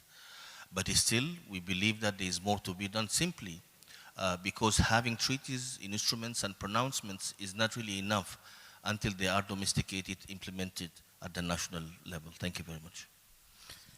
Thank you very much, Ambassador. I will have some comments and questions to all of you later, but let me go first to a first round of presentations by all of you. So let me pass the floor to Gerardo de Icaza. Gerardo is the director of the Organization of American States election area. I don't remember what DECO was, so maybe Gerardo, you can explain that. Thanks. Thank you so much, Santiago. Let me begin with two just general comments. First of all, I agree with everything that has been said up to this point. So I will try not to repeat anything that has been said up till now. Second of all, I'd like to recognize also not only the journalists, but also the associations, the organizations that defend journalism, because things have gotten so dire, so bad, that not only are journalists being attacked, but those who defend journalists are being attacked as well. And in that sense, I'd also, because we work together so much, and I know the bravery with which he works, I'd like to make a special recognition to Pedro Vaca, our special rapporteur here in the region.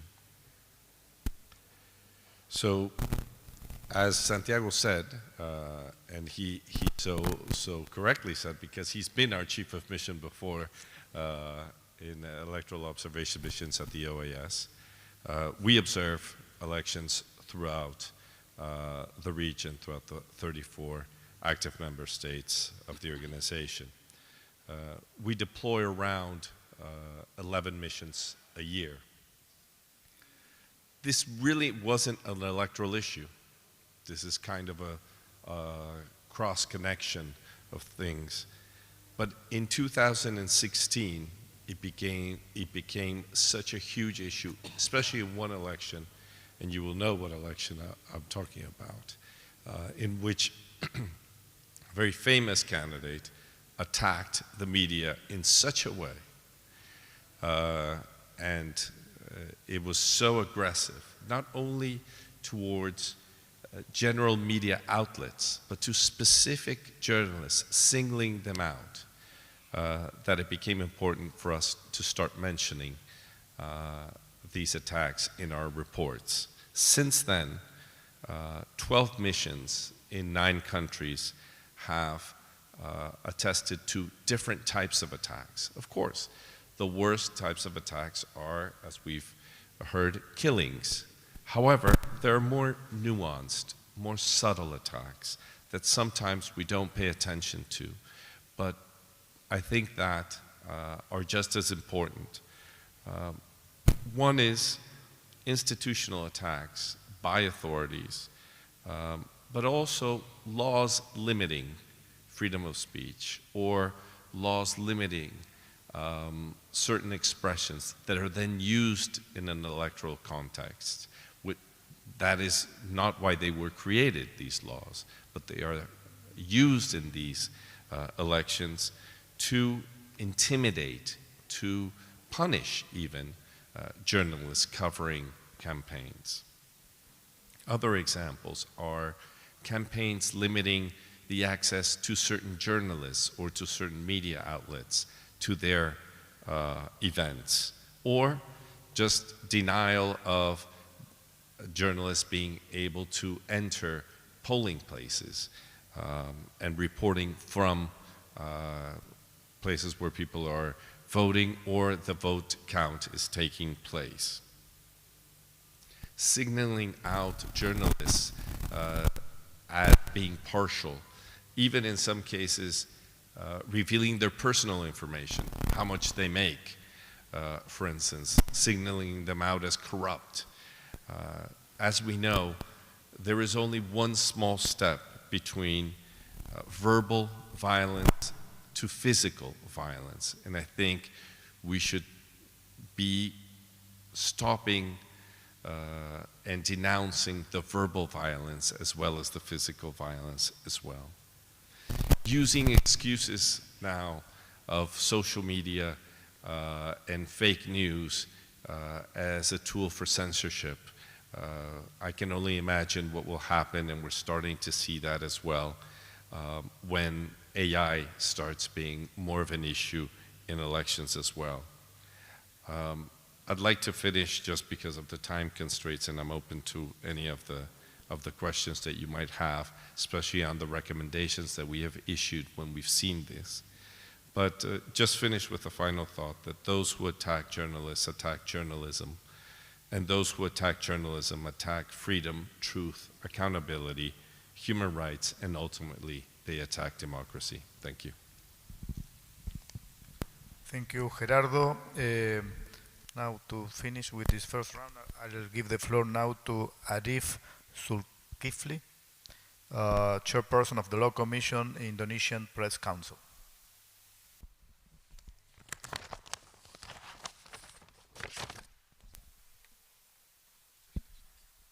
Yes. Okay. Thank you very much, moderators, all panelists, friends and colleagues for having me here. First of all, I would like to give small corrections on the photograph that is shown on the screen. If you see my photograph on my name, it's not me actually, it's the current president of Indonesia, Joko Widodo, someone that I want to talk about in this session.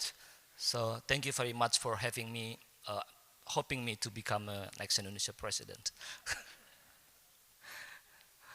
Friends and colleagues, Indonesia will hold a major election in 2024. There will be at least 3 elections. The first is presidential election on February 14, 2024. This election involves 3 candidates and 2004.8 million voters. So it's a very huge number. The second one is legislative election on February 14, 2024, involving 18 political parties and 204.8 million voters. The third one is local government head election on November 27th to elect 548 regional head at the provincial and city district levels. The fourth election is the second round of the presidential election on June the 2nd, 2024, in case of the tie in the first round where neither candidate can get more than 50% of the votes. Facing 3 to 4 elections, Indonesia faces the threat of the political instability. The worst being of the incredibility of the credibility of Constitutional Court that is declining due to its innaturality. The chairman of the Constitutional Court in Indonesia is President Jokowi brother-in-law. Several weeks ago, the Constitutional Court changed the minimum age limit for the president candidate and vice president candidates by adding the exceptional that candidate can go under 40 years old as long as they have held position as a regional head through general elections. This decision is believed to pave the ways for Jokowi's sons to become the candidate of vice president. Currently, the president's son is vice president candidate to pair with one of the candidates, Prabowo Subianto. The threat of political fraud and conflict in the grassroots in 2024 election require independent, objective, and critical media. Through the professional media coverage, hoax can be prevented and system can be run according to its functions. But the media and journalists in Indonesia do not exist in the vacuum. Internally, Indonesia press is facing a problem that has now become a global phenomenon, digital disruption. The media follows the platform business models in looking for traffic and trap into bad quality journalism. The media depends on the advertising budget on the central and local government as well as the state-owned companies. All three parties prefer safe and uncritical media. The ban no longer exists in Indonesia, but advertising budget can be stopped if the media criticize the government. Critical media face a dilemma, maintaining its independence while also maintaining the money flow to keep business running. In this context, we should read about the problem of Indonesia press, including the problem of violence against journalists. Violence against journalists in Indonesia is reflected in the survey conducted by the press councils from 12 to 30 September on 135 journalists in 17 provinces. According to the respondent, the form of violence against journalism are threat and intimidation, coverage ban, physical violence, confiscation of the works tools, digital attack. And the perpetrators of violence is political party or a campaign teams, political candidates, the police, political sympathizers, election holding, and delinquent or a hitman. Friends and colleagues, even though it's only 3.3%, digital attacks are now very worrying practice in Indonesia. The form including doxings, de-doxings, fake order through the food delivery apps, and among numbers of digital attack, de-doxings hits media companies the hardest because they have to pay expensive digital security costs. Online anonymity means that it's never clear who the perpetrators of digital violence are. The police are often unable to find them and even seems reluctant to process report about this. Indonesia Press Councils that was erected in 1998, just after 1 year after the step down of Suharto, the non-democratic president, is tasked with the providing protection to the press. Organizationally, the Indonesia Press Council is independent because it is not responsible to the government. Members of the press councils are appointed by the president, but not responsible to the president. Press councils is a self-regulatory body. The press council is responsible to its constitution, both journalist organization and publisher organization, and the members and the chairmen of the press council are selected by selection committee appointed by the constitution. Protection of journalists by press council is carrying out in a number of ways. The first one is press councils act as a mediators if there is a reporting dispute between the public and the journalists. The press council impose ethical sanction on the journalist who is violated ethics. In this way, criminalization can be prevented. In some cases, criminalization still occurs even though it's frequently can be reduced. The second one is the press council have an arrangement with the police. If a journalist is reported from public to the police cannot proceed the report and must hand it over to the press councils. If the press council declare that the case is a case of violation of the press ethic, the case will be handled by the press council, but if not, it is handled by the police. In the field, violence against journalism is still occur. Give me 2 minutes to explore 2 cases, a very big one. The first one is the journalist in East Java named Nur Hadi was persecuted while reporting on tax corruption involving an official. He was held captive, his cell phone was confiscated. The press council defended him and 2 police officers who committed the violence were tried and sentenced. Initially, they were not penalized, but eventually both of them were imprisoned after the press council and a number of press council constituents protested. The second one is Diananta. Diananta is a journalist from South Borneo who was sentenced 3.5 months for allegedly spreading inflammatory news. The case has been ethically decided by the press councils, but the police still processing it criminally. The fault lies on the media company where Diananta works.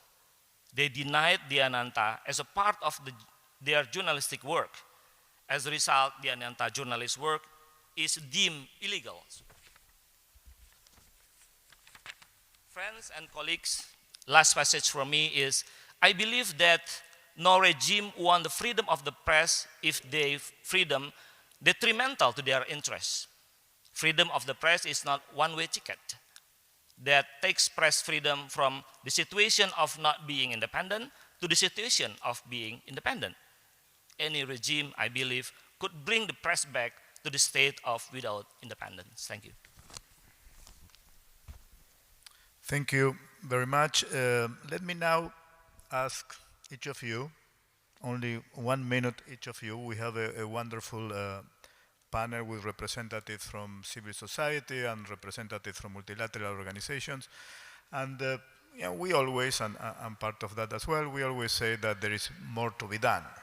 And you, Ambassador, you correctly said that as well.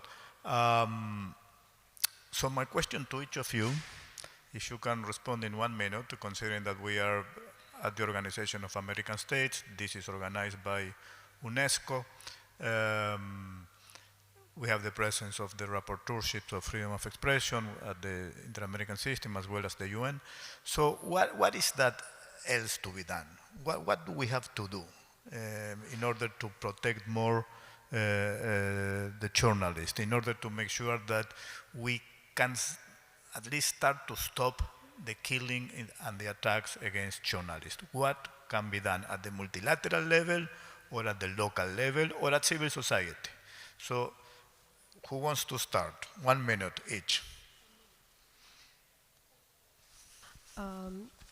I think in this regard, Ukraine for me is a very interesting case because you mentioned how many media organizations were supported. And exactly because of that, we have thousands of media operating in Ukraine and maintaining the Ukrainian democracy, which is the only way to defend itself from the foreign aggression. Because a few days of the otherwise, if Ukraine wouldn't defend itself in a military way, I was called to be, and work in exile. If this democratic country wasn't able to do what it does, we probably would speak about the Ukrainian journalists, as unfortunately our colleagues from Afghanistan, sitting in DC speaking about how bad are the things there. Or like today, there is a general call why Ukraine is now still defending itself in the military way, not giving up. I would say otherwise I would need accept that I need to go to occupation, and you would speak about me about the political prisoners as about thousands of other Ukrainian journalists. So I think in this regard we clearly understand that democracy itself, the functioning democracy, are the way to defend journalism. And if they are, for instance, in case of Ukraine, any not just condemnation, but strong stance about what the Russian state is doing against freedom of speech, not in Ukraine, but in Ukraine, in Crimea, in parts of Ukraine which are occupied, but also in its region, is really the major threat, physical threat for thousands, and it makes impossible journalism at all in all these countries. And there is a starting point. All the rest is secondary. Natalia, who you want to go next? Go. Patience. Yeah, the promotion for diversity, inclusivity, and democratic processes requires concerted effort from all of us. We must work together, whether it's government, civil society, media organizations, and the public.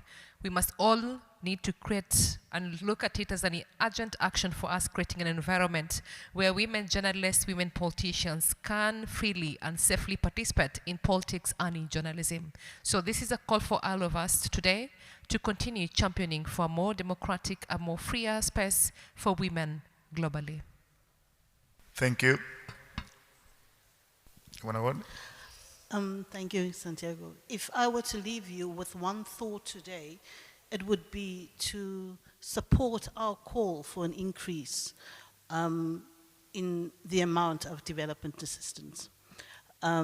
Resources allocated to development assistance. At this point in time, about 0.3% of global development assistance goes to the media sector.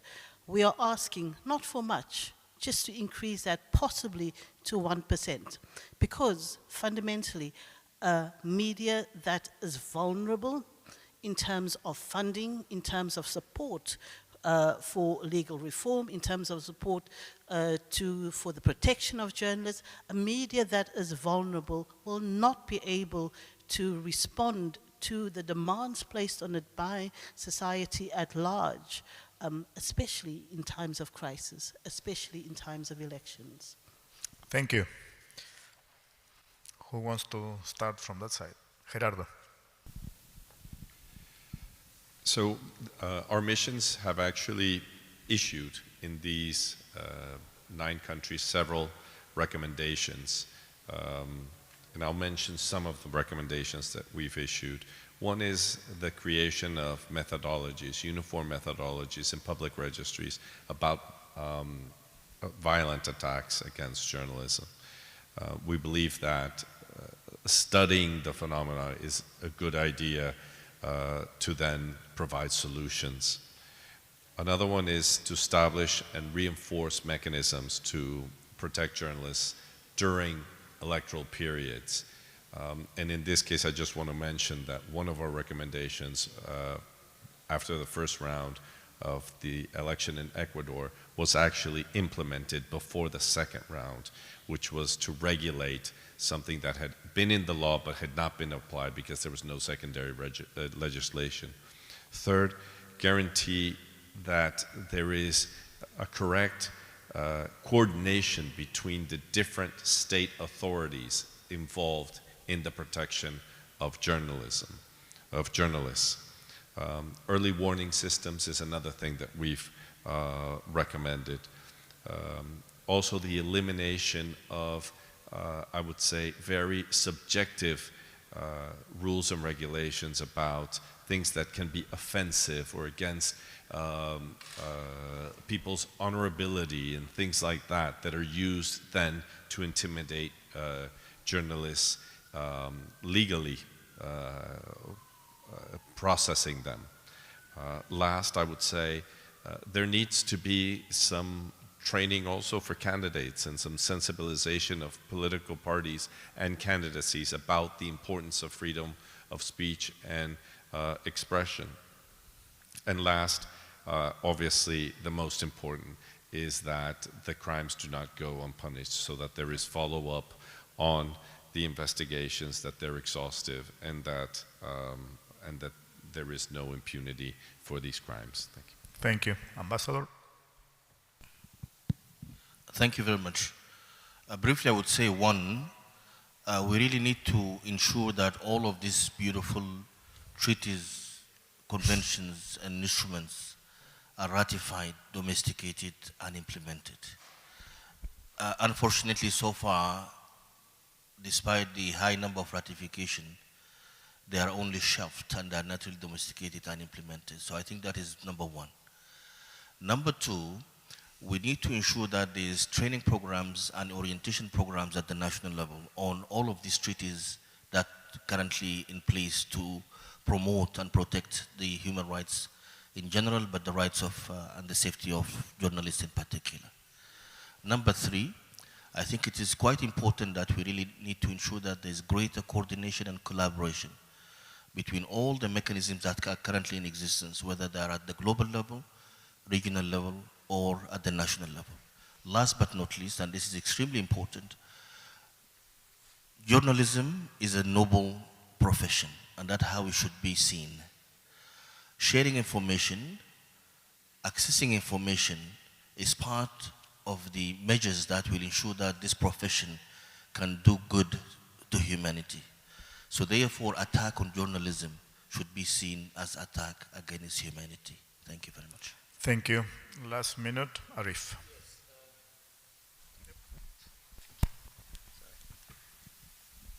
I do agree that we have to protect journalism and media from violence that is did by outside. I mean, the government, the political parties, the military regime, and so on and so forth. But I would like to emphasize that we have to strengthen the media from within by talking very seriously about the business models.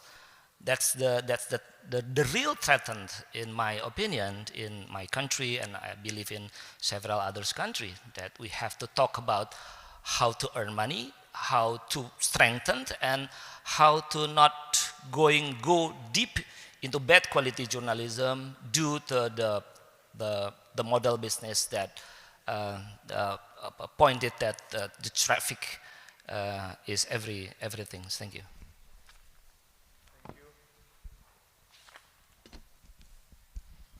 Thank you to all the panelists. Let me just briefly say that in the next panel, we were not able to cover as much as I wish the issue of violence against women journalists.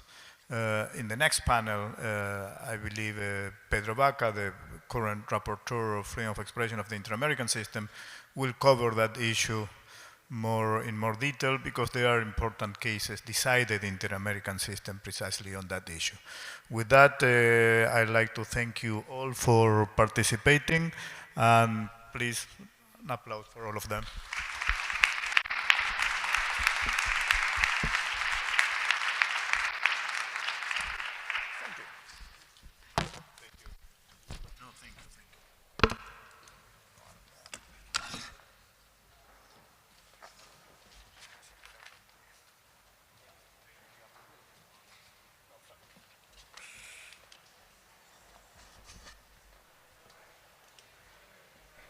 Okay, thank you. We're gonna have a break. We were gonna have 15, but we're gonna have 5 minutes. If you can just go, take some water, say hi to your friends, your colleagues.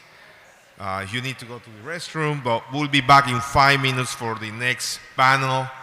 In the meantime, I would like to invite you to admire the cartoons of Pedro Molina, a Nicaraguan cartoonist who is a member of the Cartooning for Peace. We'll be projecting the cartoons in the screen here. 5 minutes.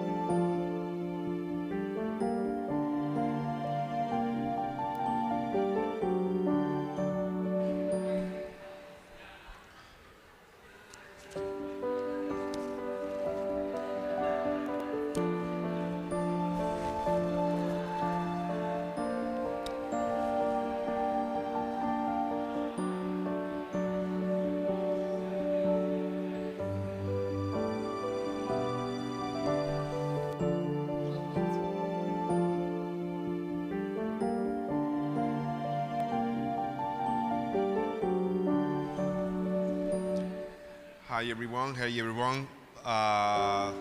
Let's start being seated again. We're gonna start again our last section for the morning. If, you know, everybody can start having your seats. Just enjoying the cartoon of Pedro Molina. It's amazing. He's an artist.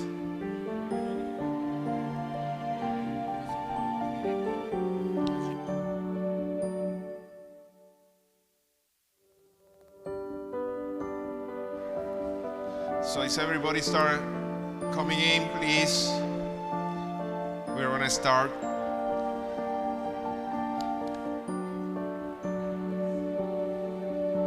We are getting ready. Estamos listos para empezar.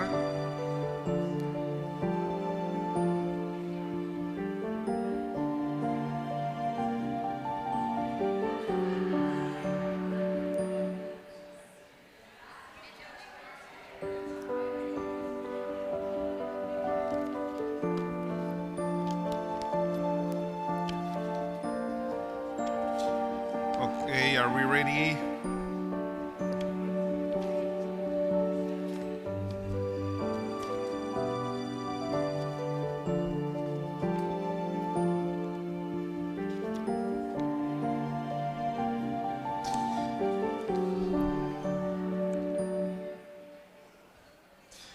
Okay, we're gonna start with the next session.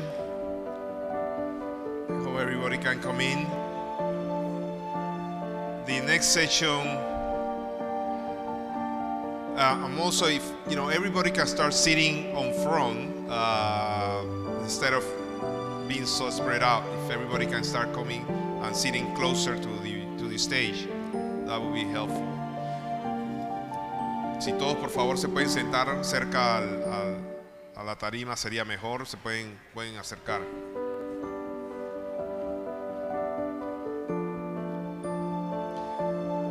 Okay, the next session is about combating impunity, obligations of the states, and the role of public officials in building trust in the media.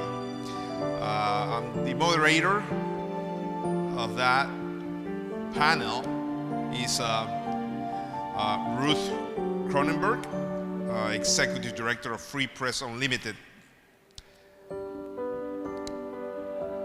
Welcome, thank you for joining the session today, and Ruth will be introducing the panelists today. Welcome. Thank you so much.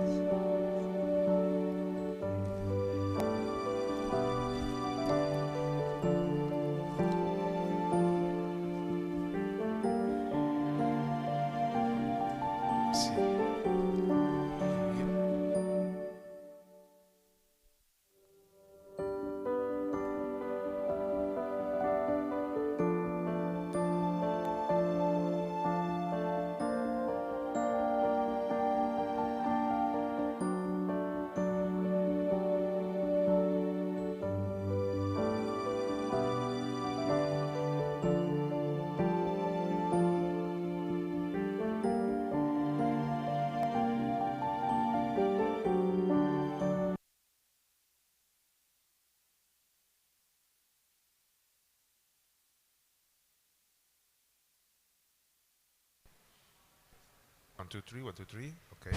Yes, it's working. Where is everybody? I hope you enjoyed this short break. And I also hope that my panelists actually are returning from their coffee. Fantastic view, all these empty chairs. Ladies and gentlemen, I'm really honored to have this opportunity to take part in this year's commemoration. My name is Ruth Cronenberg. I'm the Executive Director of Free Press Unlimited. Free Press Unlimited is an international press freedom organization. We support media professionals, journalists, and independent media all around the world with the aim of defending everyone's right to independent, reliable, and timely information. Still a bit quiet. The topic of this discussion is the obligations of states and the rule of duty bearers. Very important, as Ms. Irene Khan already mentioned this morning, especially in building trust in the media.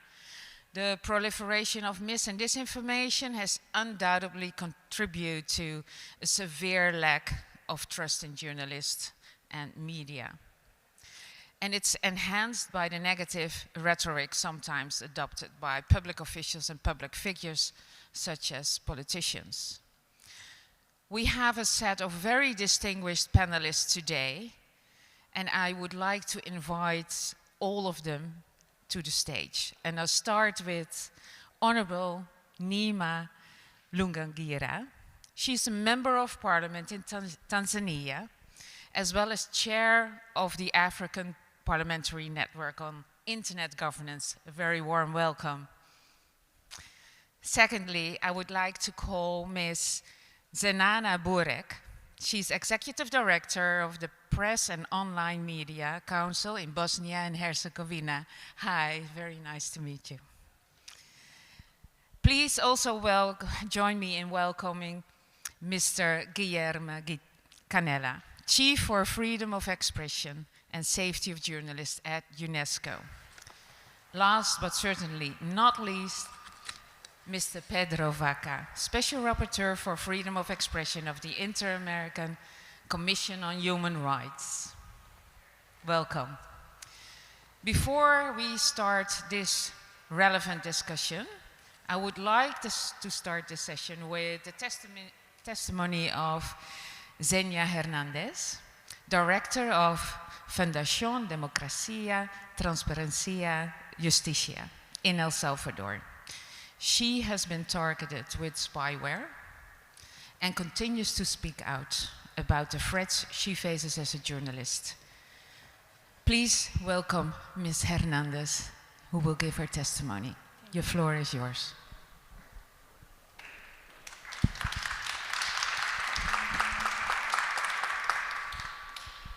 Thank you very much. I prefer to speak in Spanish with this testimony, so thank you. Gracias igual por esta invitación, un honor estar compartiendo este espacio con ustedes en el marco del Día Internacional para poner fin a la impunidad de los crímenes contra los periodistas. Bueno, la libertad de prensa en El Salvador atraviesa de sus momentos más críticos. Cada periodista o medio que su línea editorial no concuerda con el gobierno, se mantiene independiente del gobierno actual, sufre de acoso, deslegitimaciones constantes y algunos incluso han llegado a ser criminalizados por sus funciones.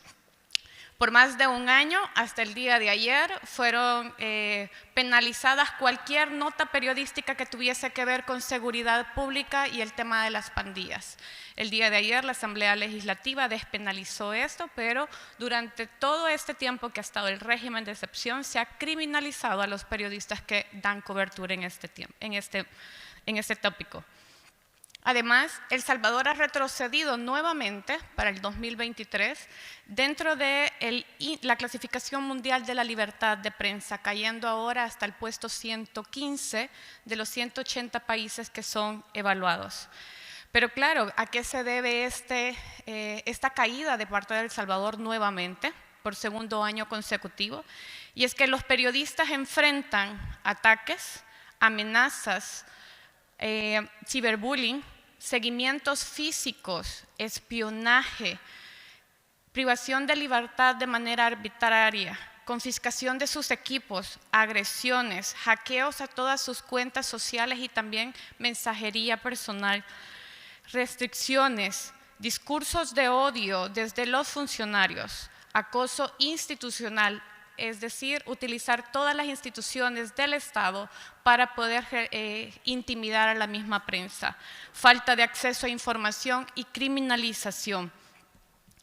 Solo en el 2023, hasta el mes de septiembre, según el informe de la Asociación de Periodistas de El Salvador, van 270 agresiones contra periodistas. En el 2022 hubo 147, 2021 219. que son los últimos 3 años de El Salvador.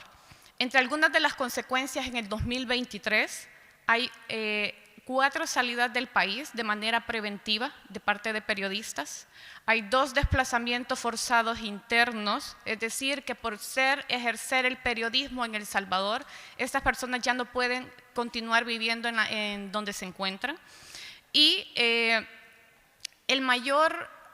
creo que la mayor relevancia que hay que poner un foco, y lo mencionaban en paneles anteriores y en conversación, es cómo está afectando mayormente a las mujeres periodistas este tipo de agresiones y este tipo de ataques, que a veces suele ser invisibilizado porque pareciera que hay una generalización simplemente que como periodistas sufren, pero muchas veces estas acciones contra las mujeres van más allá, son intimidaciones, amenazas a su integridad personal, incluso haciendo saber que saben dónde viven o que pueden llegar a ser violadas. Así de grave es la situación también para las mujeres periodistas. El papel de los funcionarios públicos, bueno, lastimosamente en El Salvador existe una hostilidad constante desde los funcionarios públicos hacia el periodista o las periodistas salvadoreñas. Se les olvida que su posición más bien debería de ser de generar confianza en los medios de comunicación y no generar, al contrario, un descrédito a la función que realizan. Para evitar, las actuaciones que hacen los funcionarios públicos más bien parecen sistemáticas.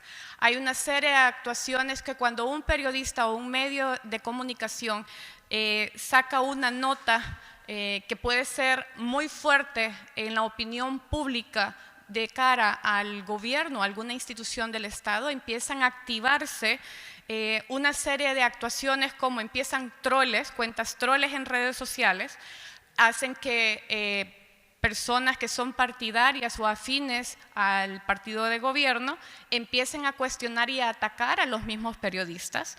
Luego empiezan funcionarios de diversas instituciones del Estado a atacar a los mismos periodistas, al medio de comunicación, y posteriormente incluso llega a escalar hasta el presidente de la República. Es decir, y esto no es únicamente algo ocasional. Siempre que hay una nota periodística, una opinión desde un medio de comunicación o un periodista en sí, es una escalada. Y dependiendo del impacto que tenga la nota, la trascendencia que tenga la opinión, entonces puede llegar hasta el mismo presidente. Y esto es preocupante dado que llega a afectar la vida de los mismos periodistas, las agresiones, la criminalidad que están experimentando. Bueno, hay 3 casos que me permito mencionarlos brevemente porque están en informes y son de conocimiento público. Por ejemplo, el caso de acoso digital de Brian Avelar, la Asociación de Periodistas lo mencionó.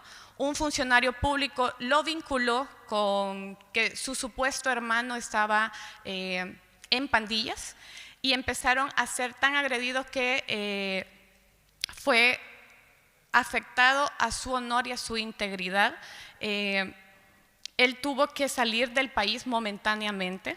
En el caso de Víctor Barahona, es un periodista comunitario, él permaneció 1 año detenido arbitrariamente bajo el régimen de excepción, salió el mes de mayo recién, y por dar declaraciones y comentar qué es lo que estaba sucediendo dentro de las mismas cárceles o de su detención arbitraria, ha sido nuevamente solicitada la revisión de sus medidas, pagó una fianza para poder permanecer en libertad, pero se le ha impuesto que no puede hablar respecto a nada ni emitir ningún tipo de opinión sobre el caso ni dar ningún tipo de cobertura. Y para ir finalizando, el caso de fotoperiodistas y periodistas de otros medios de El Salvador, por dar cobertura sobre cómo ha avanzado el tema del régimen de excepción, han sido retenidos temporalmente por breve momento por parte de los cuerpos de seguridad, que son de los principales también que atacan a los mismos periodistas. Y otro caso es que incluso un medio de comunicación de El Salvador tuvo que mudar sus oficinas fuera del país, dado el acoso institucional desde el Ministerio de Hacienda por querer criminalizar los que estaban en lavado de dinero cuando no era de esa manera. Buscaron todas las formas habidas y por haber para tratar de criminalizarlo. Y la impunidad en El Salvador, bueno, continúa permanentemente. La embajadora de Países Bajos mencionó los 4 periodistas salvadoreños, de Países Bajos que fueron asesinados. Hasta la fecha no hay justicia. Pero también así está pasando con otros casos como el tema de Pegasus en El Salvador. No hay avances en las investigaciones. Pese a que incluso la Comisión Interamericana de Derechos Humanos solicitó y exhortó al Estado una investigación de manera imparcial, no avanzan. Pero la impunidad no es únicamente en este tema de casos, sino que en la misma institucionalidad débil que existe, no hay una protección para periodistas, al punto que la ley de protección para periodistas que construyeron los mismos periodistas y organizaciones de sociedad civil fue archivada por el órgano legislativo. La vulnerabilidad que enfrentan actualmente los periodistas puede llegar a una gravedad mayor. Tenemos elecciones el próximo mes de febrero y la institucionalidad está completamente cooptada por el actual gobierno. Gracias.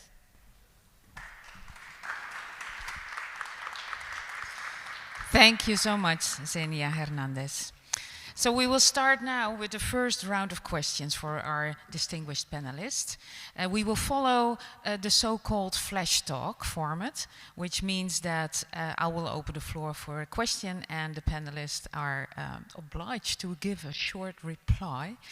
Let's start, and afterwards I hope we still have some time for questions, both on and offline. Let me start with Honorable Nima Lungangira. Amongst others, you work towards digital inclusion in your home country, Tanzania, with a specific focus on tackling gendered online violence and promoting a safe online environment. What would you say are the main challenges that you have observed to achieving these goals, and where do you see the role of public institutions, particular parliaments, in bringing about a more inclusive online space? The floor is yours. Thank you very much. Well, first of all, as introduced, I'm Nema Lugangira, Member of Parliament from Tanzania. I would like to express my sincere gratitude to UNESCO for extending this invitation and having me here. As mentioned, one of the biggest challenges that we face today is online abuse on women in politics, but it's also relevant for women in journalism. And the biggest challenges that there are is in several folds. The first one is freedom of expression. When we talk about freedom of expression, we tend to just talk about one side of freedom of expression. And over time, there's been a huge tendency of a group of people using their freedom of expression and limiting others to use their own freedom of expression by being abusive under the blanket that it's being critical or criticism. And that is something that we face a lot as women in politics. You find that someone comes down on you with so many kinds of abuse, and when you react, they say that politicians don't want to be criticized. So I think it's very important to define clearly what is freedom of expression and what is acceptable as freedom of expression and what is not acceptable as freedom of expression. And then the other key issue is the main issue of profiling. The way in which media profiles women in politics, the way in which when media are reporting on issues of women in politics, that also paves way for abuse. You find that, for example, I could be speaking in a public space, speaking very, concrete issues, but the media would pick a photo that maybe shows my bra or shows more of my skin. Maybe while talking, the dress moved or something, and they will pick that photo to use in their media reporting. Naturally, they pick what they think will sell, or they would choose a headline that will sell. And by doing so, that automatically paves way for abuse on women in politics. So you find that at the moment, the relationship between media and particularly women in politics it's as if it's us versus them. Oftentimes when we are called to media, let's say for interviews, in the middle of the interview, someone will ask you, excuse me, Honorable, how are you coping with house chores, house responsibilities, taking care of the husband, the kids, and your work? So when you react to that question, no matter what you had said in maybe an hour interview, they would pick that part, how you reacted to that question.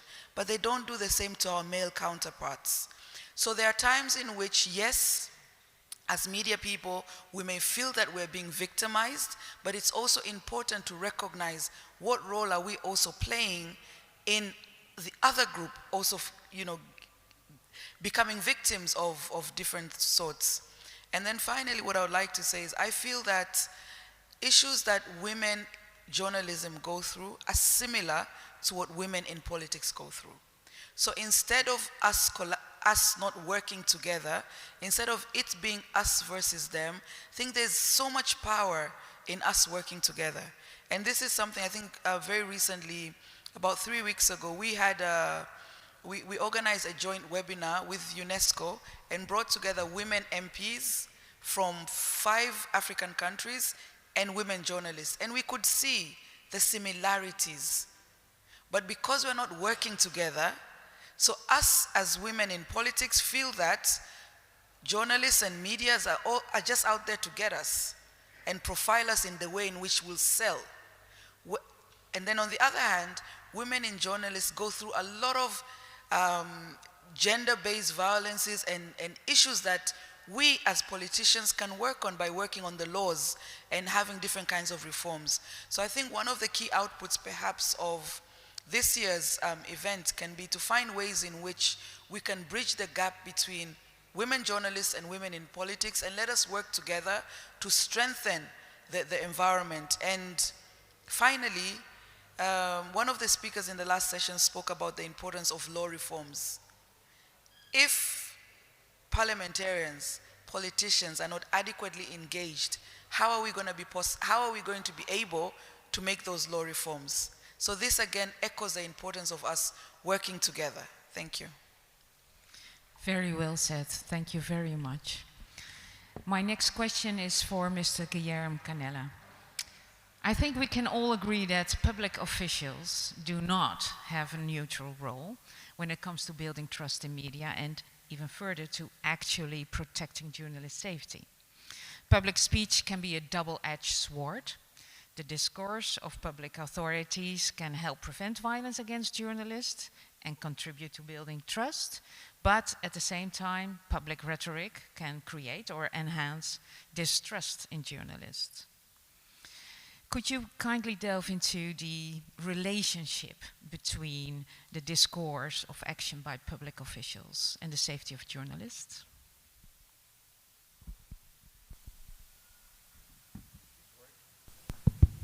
No. Well, first, good morning, good afternoon, everyone. A pleasure to be here in this discussion, although when we are having the International Day to End Impunity in Crimes Against Journalists, is always this double sentiment that is very good to meet you all so that we can discuss next policies together. But for these very sad stories, we shouldn't be here anymore, right? But we are still doing this. And we need always to be very careful ourselves if we don't naturalize these kind of situations, we that are dealing with these things for so many years. So we always need to start saying that we should not have this day anymore, but still here we are. You saw by the testimony from El Salvador how this always starts by the symbolic speech of the leaders. The first thing you need to do to attack human rights is to dehumanize people, to dehumanize your interlocutor. And what is happening in the attacks against journalists in the many last years is precisely that. How you create a distrust that journalism and journalists are essential elements. So when you start doing that, you create the ideal environment for keeping taking their rights out of the agenda, either through direct violence or changing laws that are against freedom of expression and press freedom. So the political leaders, but not only the political leaders, the religious leaders, the celebrities, they have the duty to make, in the public sphere, to make very clear that journalists and journalism are essential institutions for our democracies. When they go the other way around, the first consequence, of course, is creating mistrust. And when you create mistrust in the journalism, you have bad consequences for several other things, including the combat of disinformation and misinformation, how we can hold fair and free elections, and so on and so forth. But our data is suggesting, when we are, for instance, looking into the violence against journalists covering protests, that this public speech against journalists is generating actual violence against them. Against women journalists and women parliamentarians, as my honorable friend has said, it starts as an online violence, quite often related to this public discourse against women journalists or against women parliamentarians, to this case. But our data is showing that it does not remain in the online sphere only, although this is already very bad. No? It goes to the physical world. So we need to really come back and pay attention, for instance, in the jurisprudence of the Inter-American Court of Human Rights, who has repeatedly said that public authorities have the duty to not engage in these kind of narratives. On the contrary, their duty is to underline and emphasize the importance of journalism and journalists to our societies, which does not mean that specific pieces of content that journalists produce can't be criticized in a constructive way, as it is part of the public debate. But let's not make no mistake here. We are not talking about that everything journalists produced is untouchable. It's not about this. We are talking about a narrative to deconstruct the importance of journalism for our societies. And this is, as you heard this morning, and I finish it with this, considering that in next year we are having this super elections year, where it's more the tensions between political leaders, political parties, and those doing the coverage of this process increase, if we keep this story of these very detrimental narratives against journalism, we will see, unfortunately, even worse data than those UNESCO is launching today. So to finish, we are really, as UNESCO, doing a global call this November the 2nd, that all the leaders, political leaders, but as I said, religious leaders and celebrities, they need to stop this narrative against journalism.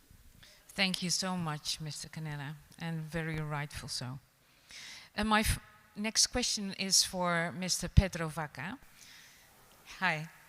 We're currently living in a context of growing attacks like Guillermo already pictured, against journalists and freedom of expression. Also including the resort by public officials and public figures. It's all because they want to silence the work of journalists and journalists themselves. What can you perhaps picture for us the key trends and challenges identified within this framework of the inter-American human rights system regarding this increased resort to judicial harassment? Thank you, Ruth. It's a pleasure to be here, and I'll do my remarks in Spanish if you need interpretation. Yo creo que en esta sala hay varios ejemplos que me permitirían a mí responder esta pregunta. También es una fecha para hablar de las personas que han sobrevivido a la violencia contra la prensa, y quisiera darle, además de todas las personas que están acá, una especial bienvenida a la Casa de las Américas a Ginette Bedoya, una gran luchadora y sobreviviente de los ataques contra la prensa. ¿Y por qué tiene que ver con la pregunta?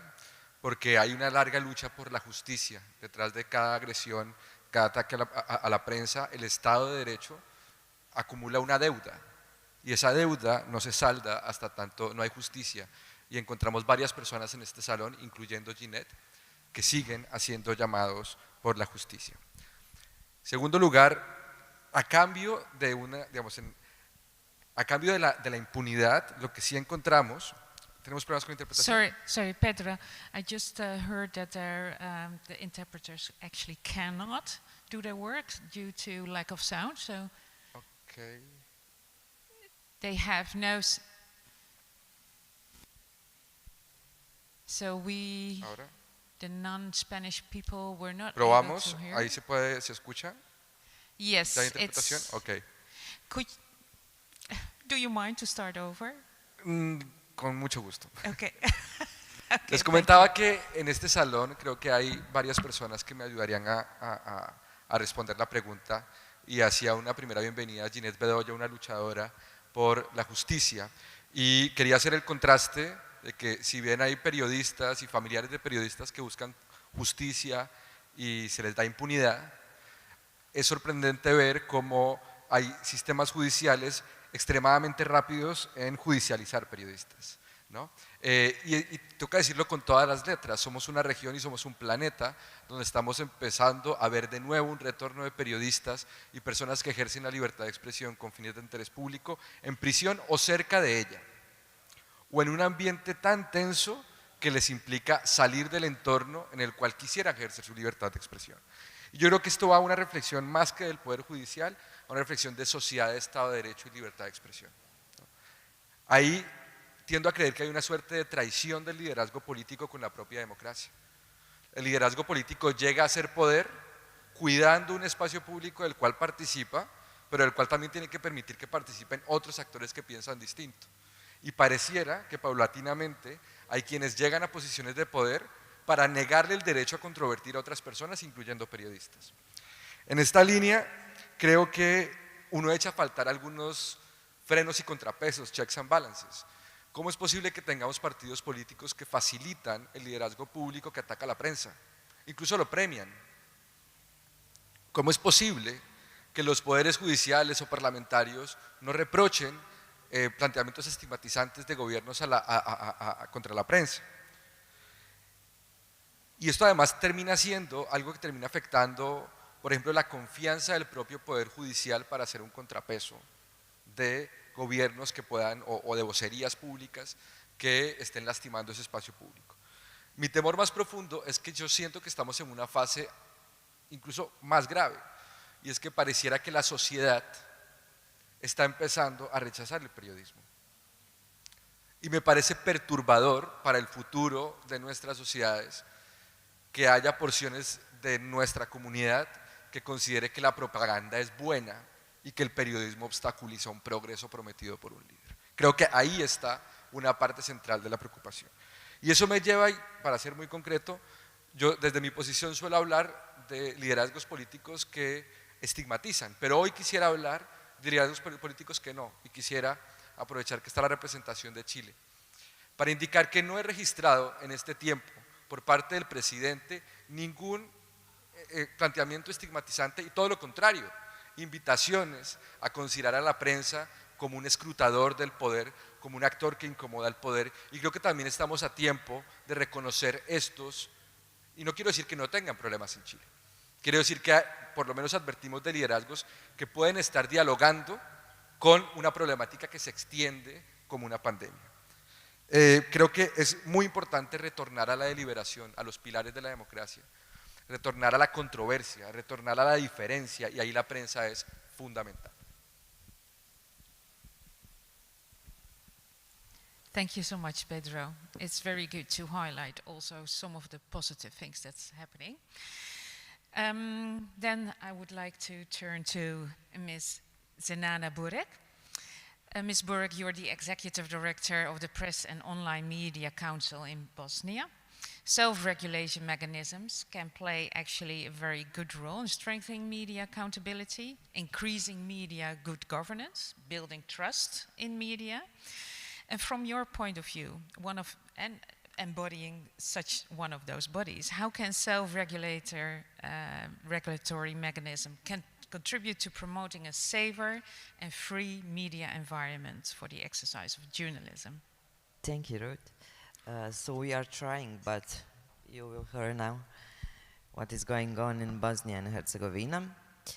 As we talk about using public speech in order to increase or decrease the safety of journalists, I will say it right at the beginning that the main generators of hate speech in Bosnia and Herzegovina are politicians and public officials. At the same time, they are loudest in spreading mistrust in the media, verbal attacks on journalists, and more often they openly express their displeasure with the reporting of media that do not report as they would like. So, when it comes to self-regulation of print and online media, it can be a powerful tool in media protection, but under certain conditions. Self-regulatory mechanism can play a significant role in promoting a safer and free media environment for the exercise of journalism. These mechanisms can help ensure that journalism remains ethical, responsible, while also protecting journalists and media organizations from external pressures that may hinder their ability to report truthfully and without a fear. Self-regulatory bodies are developing and work on promotion of ethical code that set professional standards for journalists. These codes often include guidelines for accuracy, fairness, and transparency in reporting, which can help maintain the integrity of journalism. Through self-regulatory mechanism, media outlets may become less armed to external pressures from political or commercial interests. Journalists and media organizations can uphold their independence and resist censorship or manipulation. While self-regulatory mechanisms can contribute to a safer and free media environment, they are most effective when they work in conjunction with the legal frameworks that protect freedom of the press and the rights of journalists. The combination of self-regulation and legal safeguards can create a robust and balanced environment that supports responsible journalism while safeguarding press freedom, which is not a situation in Bosnia and Herzegovina right now. At this place today, I must point out the great violation of freedom of expression that is currently happening in Bosnia and Herzegovina. Namely, government of the Republic of Srpska initiated the adoption of 3 very restrictive laws. A law criminalizing defamation has already been adopted, which means that journalists and those who speak for the media can be criminally responsible for everything they write. And it does not suit our authorities because the law, among other things, believe it or not, also criminalizes the truth.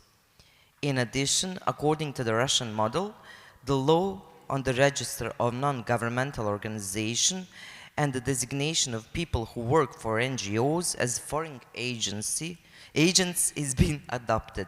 Third, the media law aims to leave the decision of who can be a media to the government, and who the items is to prohibit non-governmental organizations from being media owners. Milorad Dodik, on whose orders the government acted, is a man blacklisted by the United States of America for corruption. Although these laws are passed in the Republic of Srpska, they will have an impact and consequences for the whole of Bosnia and Herzegovina. Our fear is that this will shut down many young and independent investigative media outlets. Also, many journalists will give up this honorable job due to fear of criminal prosecution, especially young journalists. This is why self-regulation is very important in B&H at the moment, because it is easier to fight for the media and media freedoms when they have a high level of ethical reporting standards. Thank you so much. That's gruesome outlook. Now we're actually about to start the second round of these flash talks. Mr. Vaka, can I start this time with you? When it comes to the full exercise of freedom of expression, and particularly press freedom, it's usually said that the obligations of states and duty bearers must go beyond not just interfering, but actually, on the contrary, international human rights law requires that states comply with certain positive obligations to guarantee the effective exercise of these fundamental rights. What positive measures or protections should be adopted by states, to your opinion, or by duty bearers, to ensure that journalists can still report the news in a professional way? Is it Spanish? No, en Spanish. Sorry, Spanish. Bueno, creo que el derecho a la libertad de expresión ha sido estructurado principalmente a partir de obligaciones negativas, ¿no? Y por lo tanto que las autoridades y el Estado sigan respetando el espacio para el libre flujo de ideas creo que sigue siendo un planteamiento básico. Ahora creo que tenemos una sociedad un poco más compleja de la que teníamos cuando se hicieron los tratados internacionales donde se consagra el derecho a la libertad de expresión. Y creo que, por ejemplo, hay unos fenómenos del flujo de información en una democracia que están en déficit.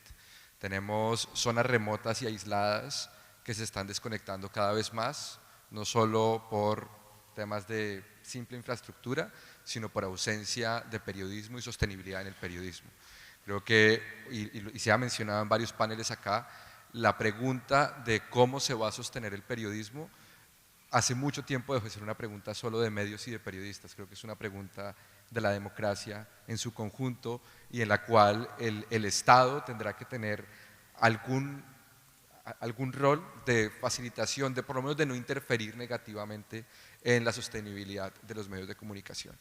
Una segunda digamos, acción que se puede tomar, sobre todo en tiempos donde hay tanta confusión, es decir, yo soy un convencido de que el mejor periodismo está pasando ahora, tan convencido como que nunca el periodismo había navegado entre tanto ruido y por lo tanto para navegar ese ruido y poder generar criterio de interacción y consumo de noticias y de trabajos periodísticos se requiere elevar las capacidades y las destrezas de nuestras sociedades para el consumo y para la interacción con los contenidos. Le llaman alfabetización digital, alfabetización mediática, pero esa se ha dejado siempre como una tarea de último renglón y creo que debería ir escalando. Y por último, creo que también hay un elemento, además digamos de los vinculados a violencia, impunidad, prevención, en los cuales destiné mi primera intervención, tiene que ver con cómo estimulamos que el periodismo como método y como labor se eleven dentro del debate público. Y por eso creo que también es muy bueno hablar de qué necesita el periodismo y cómo podemos ayudar al periodismo desde las sociedades democráticas para que el periodismo no se vea atraído a caer en el clickbait, en la desinformación, y más bien se vea estimulado para elevar la calidad de su propio trabajo. Thank you so much. My next question is for Ms. Zanana Burek. Again, yeah, sorry. The Online Media Council has recently worked to align the standards of the media profession and the challenges that transposed by the digital age. And within the framework of this work, what would you say were the main challenges or on threats you have identified in this context?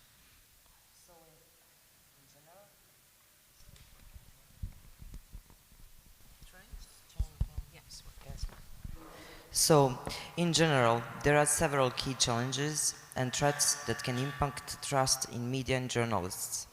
One of them is the rapid spread of disinformation and fake news on digital platforms that can undermine trust in media. Consumers often find it difficult to distinguish between credible news sources and false or misleading information. The digital age has brought about an abundance of information, making it challenging for audiences to sift through and assess the credibility of sources. This overload can lead to skepticism and a decreased trust in media. Cyber attacks on media organizations also can compromise the integrity and security of their digital platforms. Journalists in the digital age often face online harassment, threats, and intimidation. This can deter journalists from reporting on sensitive topics and lead to self-censorship, impacting the quality and trustworthiness of journalism. So what we can do sounds easy. Apply ethical reporting standards and once more work on ethical media reporting. Media must invest and work on their own fact-checking mechanism and accuracy in reporting. Bosnia and Herzegovina have about 3 million citizens and has 700 portals. And that number is growing every day. Only 27% of the media have a complete impression. Before every election, a huge number of new portals appear. They are mainly established by politicians and political parties. Slanderous articles full of hate of speech are published on these portals, which cause enormous damage to the media community. In addition, Bosnia and Herzegovina does not have a register of print and online media and does not have a legal framework such as law on media or a law on transparent ownership in the media.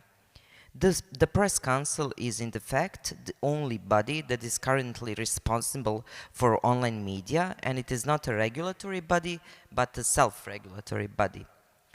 This is why we have improved the code for the print and online media in order to establish rules of conduct that will help professional media and readers to see the difference between them and the internet content that harms society by impersonating the media.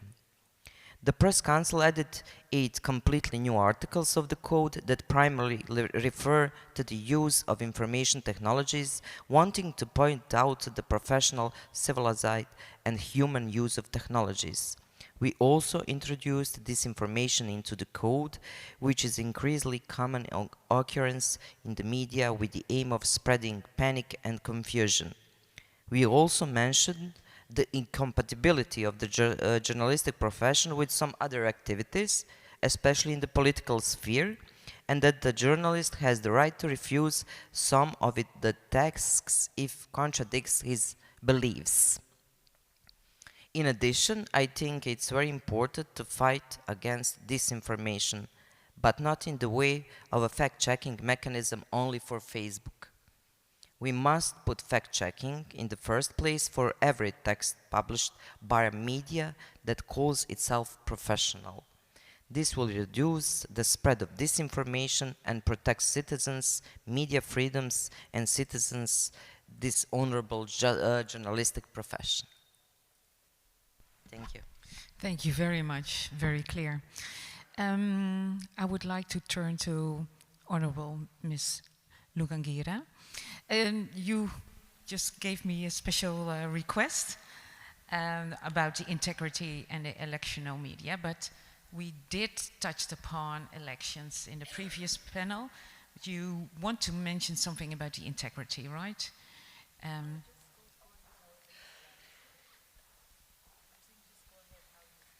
Oh, well, just please respond otherwise. What can be done to the integrity, to increase the integrity of the media, to your point of view? Thank you. Thank you very much.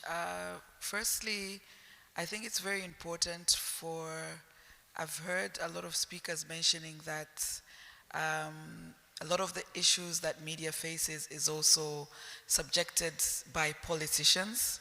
But I would like to also reaffirm that it's important for media to make sure that we can package ourselves as a key partner and ally to politicians. Like myself as a member of parliament, it's important to have media for my own work in the sense of advancing my work, getting the citizens that I'm representing to be able to see the type of work that I'm doing, the impact that I'm making. And today's world with social media, it has made that easier for ourselves as politicians to advance and to communicate with our citizens. However, I'm seeing more and more mainstream media trying to play catch up with the speed of social media, which then leads to the misinformation, disinformation challenges. Because these days you find that social media is becoming like source of information for mainstream media. So they're forgetting to do the fact-checking, even sometimes skipping their own ethics of media work, just so that they can beat the race of breaking news. And this leads to sometimes the lack of credibility and trust. And of course, when that happens, ourselves as politicians and capitalize on it, showing that media are not being honest, they're producing fake news, misinformation, but it's only because of that rush of social media. So I think it's important, much as there's competition with social media, as media personnel, journalists, we shouldn't lose that ethic and fundamentals of our work. And then finally, when it comes to election, I think it's very important during election for citizens and public to be able to get access of information during election.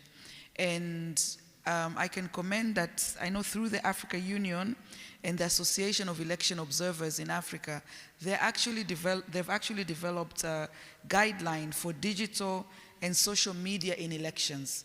And I was fortunate to participate in that process. So this goes to show that even election management bodies also have to start looking at the issue of social media in elections, digital in election, and this is where also media and journalists can come into play. But finally, for elections to also, for us to strengthen the integrity of elections, we need more politicians to be online.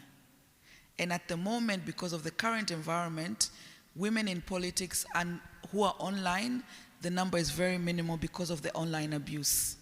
So we need to look at acts, we need to look at political parties' acts, we need to look at election acts and see how can all of these things incorporate conditions and clauses that will strengthen the election integrity. Finally, political will. In Tanzania, currently through Her Excellency President Dr. Samia Suluhu Hassan, she has made strategic and targeted efforts to strengthen the freedom of expression and freedom of media by having reforms of different laws. And this year's World Press Freedom Day was actually commemorated in Tanzania. So that goes to show that the importance also of political will from the highest level of the country. Thank you. Thank you so much. My last question is then for you, Pierre. Within the framework of UNESCO's work as a coordinator of the UN Plan of Actions on the Safety of Journalists and the issue of impunity, UNESCO has sought to foster dialogue and mobilize all relevant stakeholders, including duty bearers, with the aim of creating a free and safe environment for journalists and media to thrive. What can stakeholders do to increase commitment of duty bearers to building more trust in the media? Thank you. So, I mean, of course, there are many stakeholders that are relevant among the duty bearers to make this happen, right?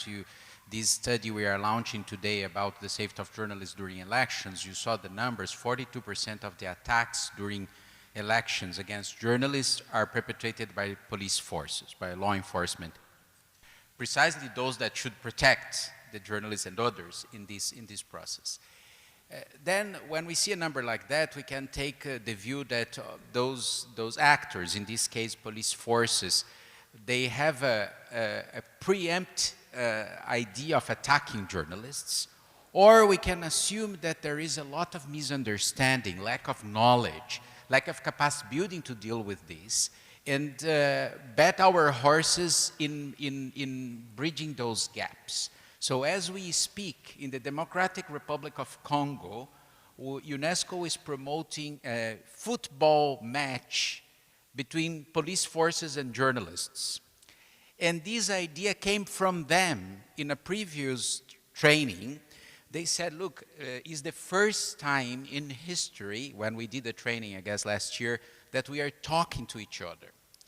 And then we asked them, so what do you think we should promote more? And then they started a process that police people started visiting newsrooms, The journalists started visiting the police stations, not to cover crime, but to understand the functioning of police.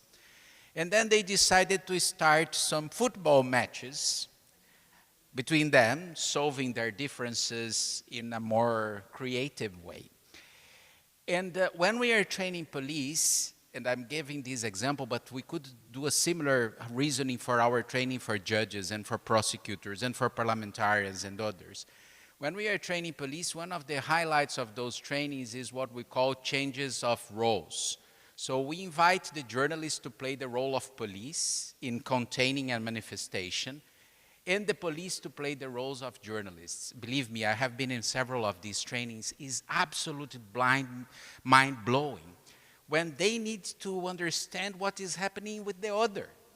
So what is my point here is that, of course, in many countries, there is a decision of someone to censor freedom of expression, to attack the journalists. But in many, many situations, it's a lack of knowledge, it's a lack of understanding, it's a lack of dialogue. And we need to invest in this part as well. We need to invest in those that are open to it. And I finish to say that in this case, I think there are good news. In these 10 years of the UNESCO Judges Initiative, we have engaged 36,000 judges and prosecutors from 160 countries, which means that there are judges and prosecutors out there interested in understanding better how to deal with freedom of expression and safety of journalists. We have engaged 11,500 police forces in this kind of discussion. So I know that the scenario we all agree is very pessimistic, but at the same time we need to look that there are several of those duty bearers out there that are interested in this conversation, and it's our duty to engage more of them in our own environments like this one. So that's why we are so happy to have the President of the African Court of Human Rights in this room for making this discussion. We have Judge Cepeda from the high-level legal panel here also to make this discussion, but we also have parliamentarians interested in connecting with us. So this should be the way forward, because the challenge is so complex that if we don't see, as Nima was saying, how we build alliance, and this is the entire, and I finish with that, this is the entire logic of the UN Plan of Action. It's not about UNESCO tackling this issue alone. It's about how we all collectively tackle this issue, and we need to include more and more actors in this discussion. Thank you. Much, Guillermo. I'm curious, who won the football match? Well, maybe it doesn't matter. Let me ask my colleagues in DRC. I don't know if the match already finished, but the photos are incredible. Yeah, fantastic. Well, it's true. We're almost at the end of the session. There should be more cooperation. Nima already started. Instead of being against each other, right, versus each other, but we should more cooperate together, media and politicians. And the same goes for media and duty bearers like police. And I know that there are also examples of getting together journalists and legal actors, and in that sense it also worked very well. You mentioned the self-regulatory bodies that can support and also build trust in the media. We touched also upon the lack of rule of law, especially when it comes on freedom of expression. And we also mentioned, well, it wasn't literally said, so that's my translation, we should not put profit over people when it comes to clickbaits. That is then more or less the end of this session. I want to thank my dear panelists very much for your very fantastic short answers. I know that the organization is very happy with that. But it was also a very interesting session. So thank you very much. And also to the audience. Sorry, we're running out of time. We don't have time for questions anymore. So thank you very much for joining us. Thank you, Ruth. Thank you, Ruth. Thank you, Ruth, for moderating. So we have now a short break, well, an hour, So you guys can go have some lunch. We'll see you back in an hour, which means at 2 p.m. Los veo en una hora para que puedan ir a almorzar. Hay lugares cerca de aquí y los veo a las 2 aquí en la sala para continuar.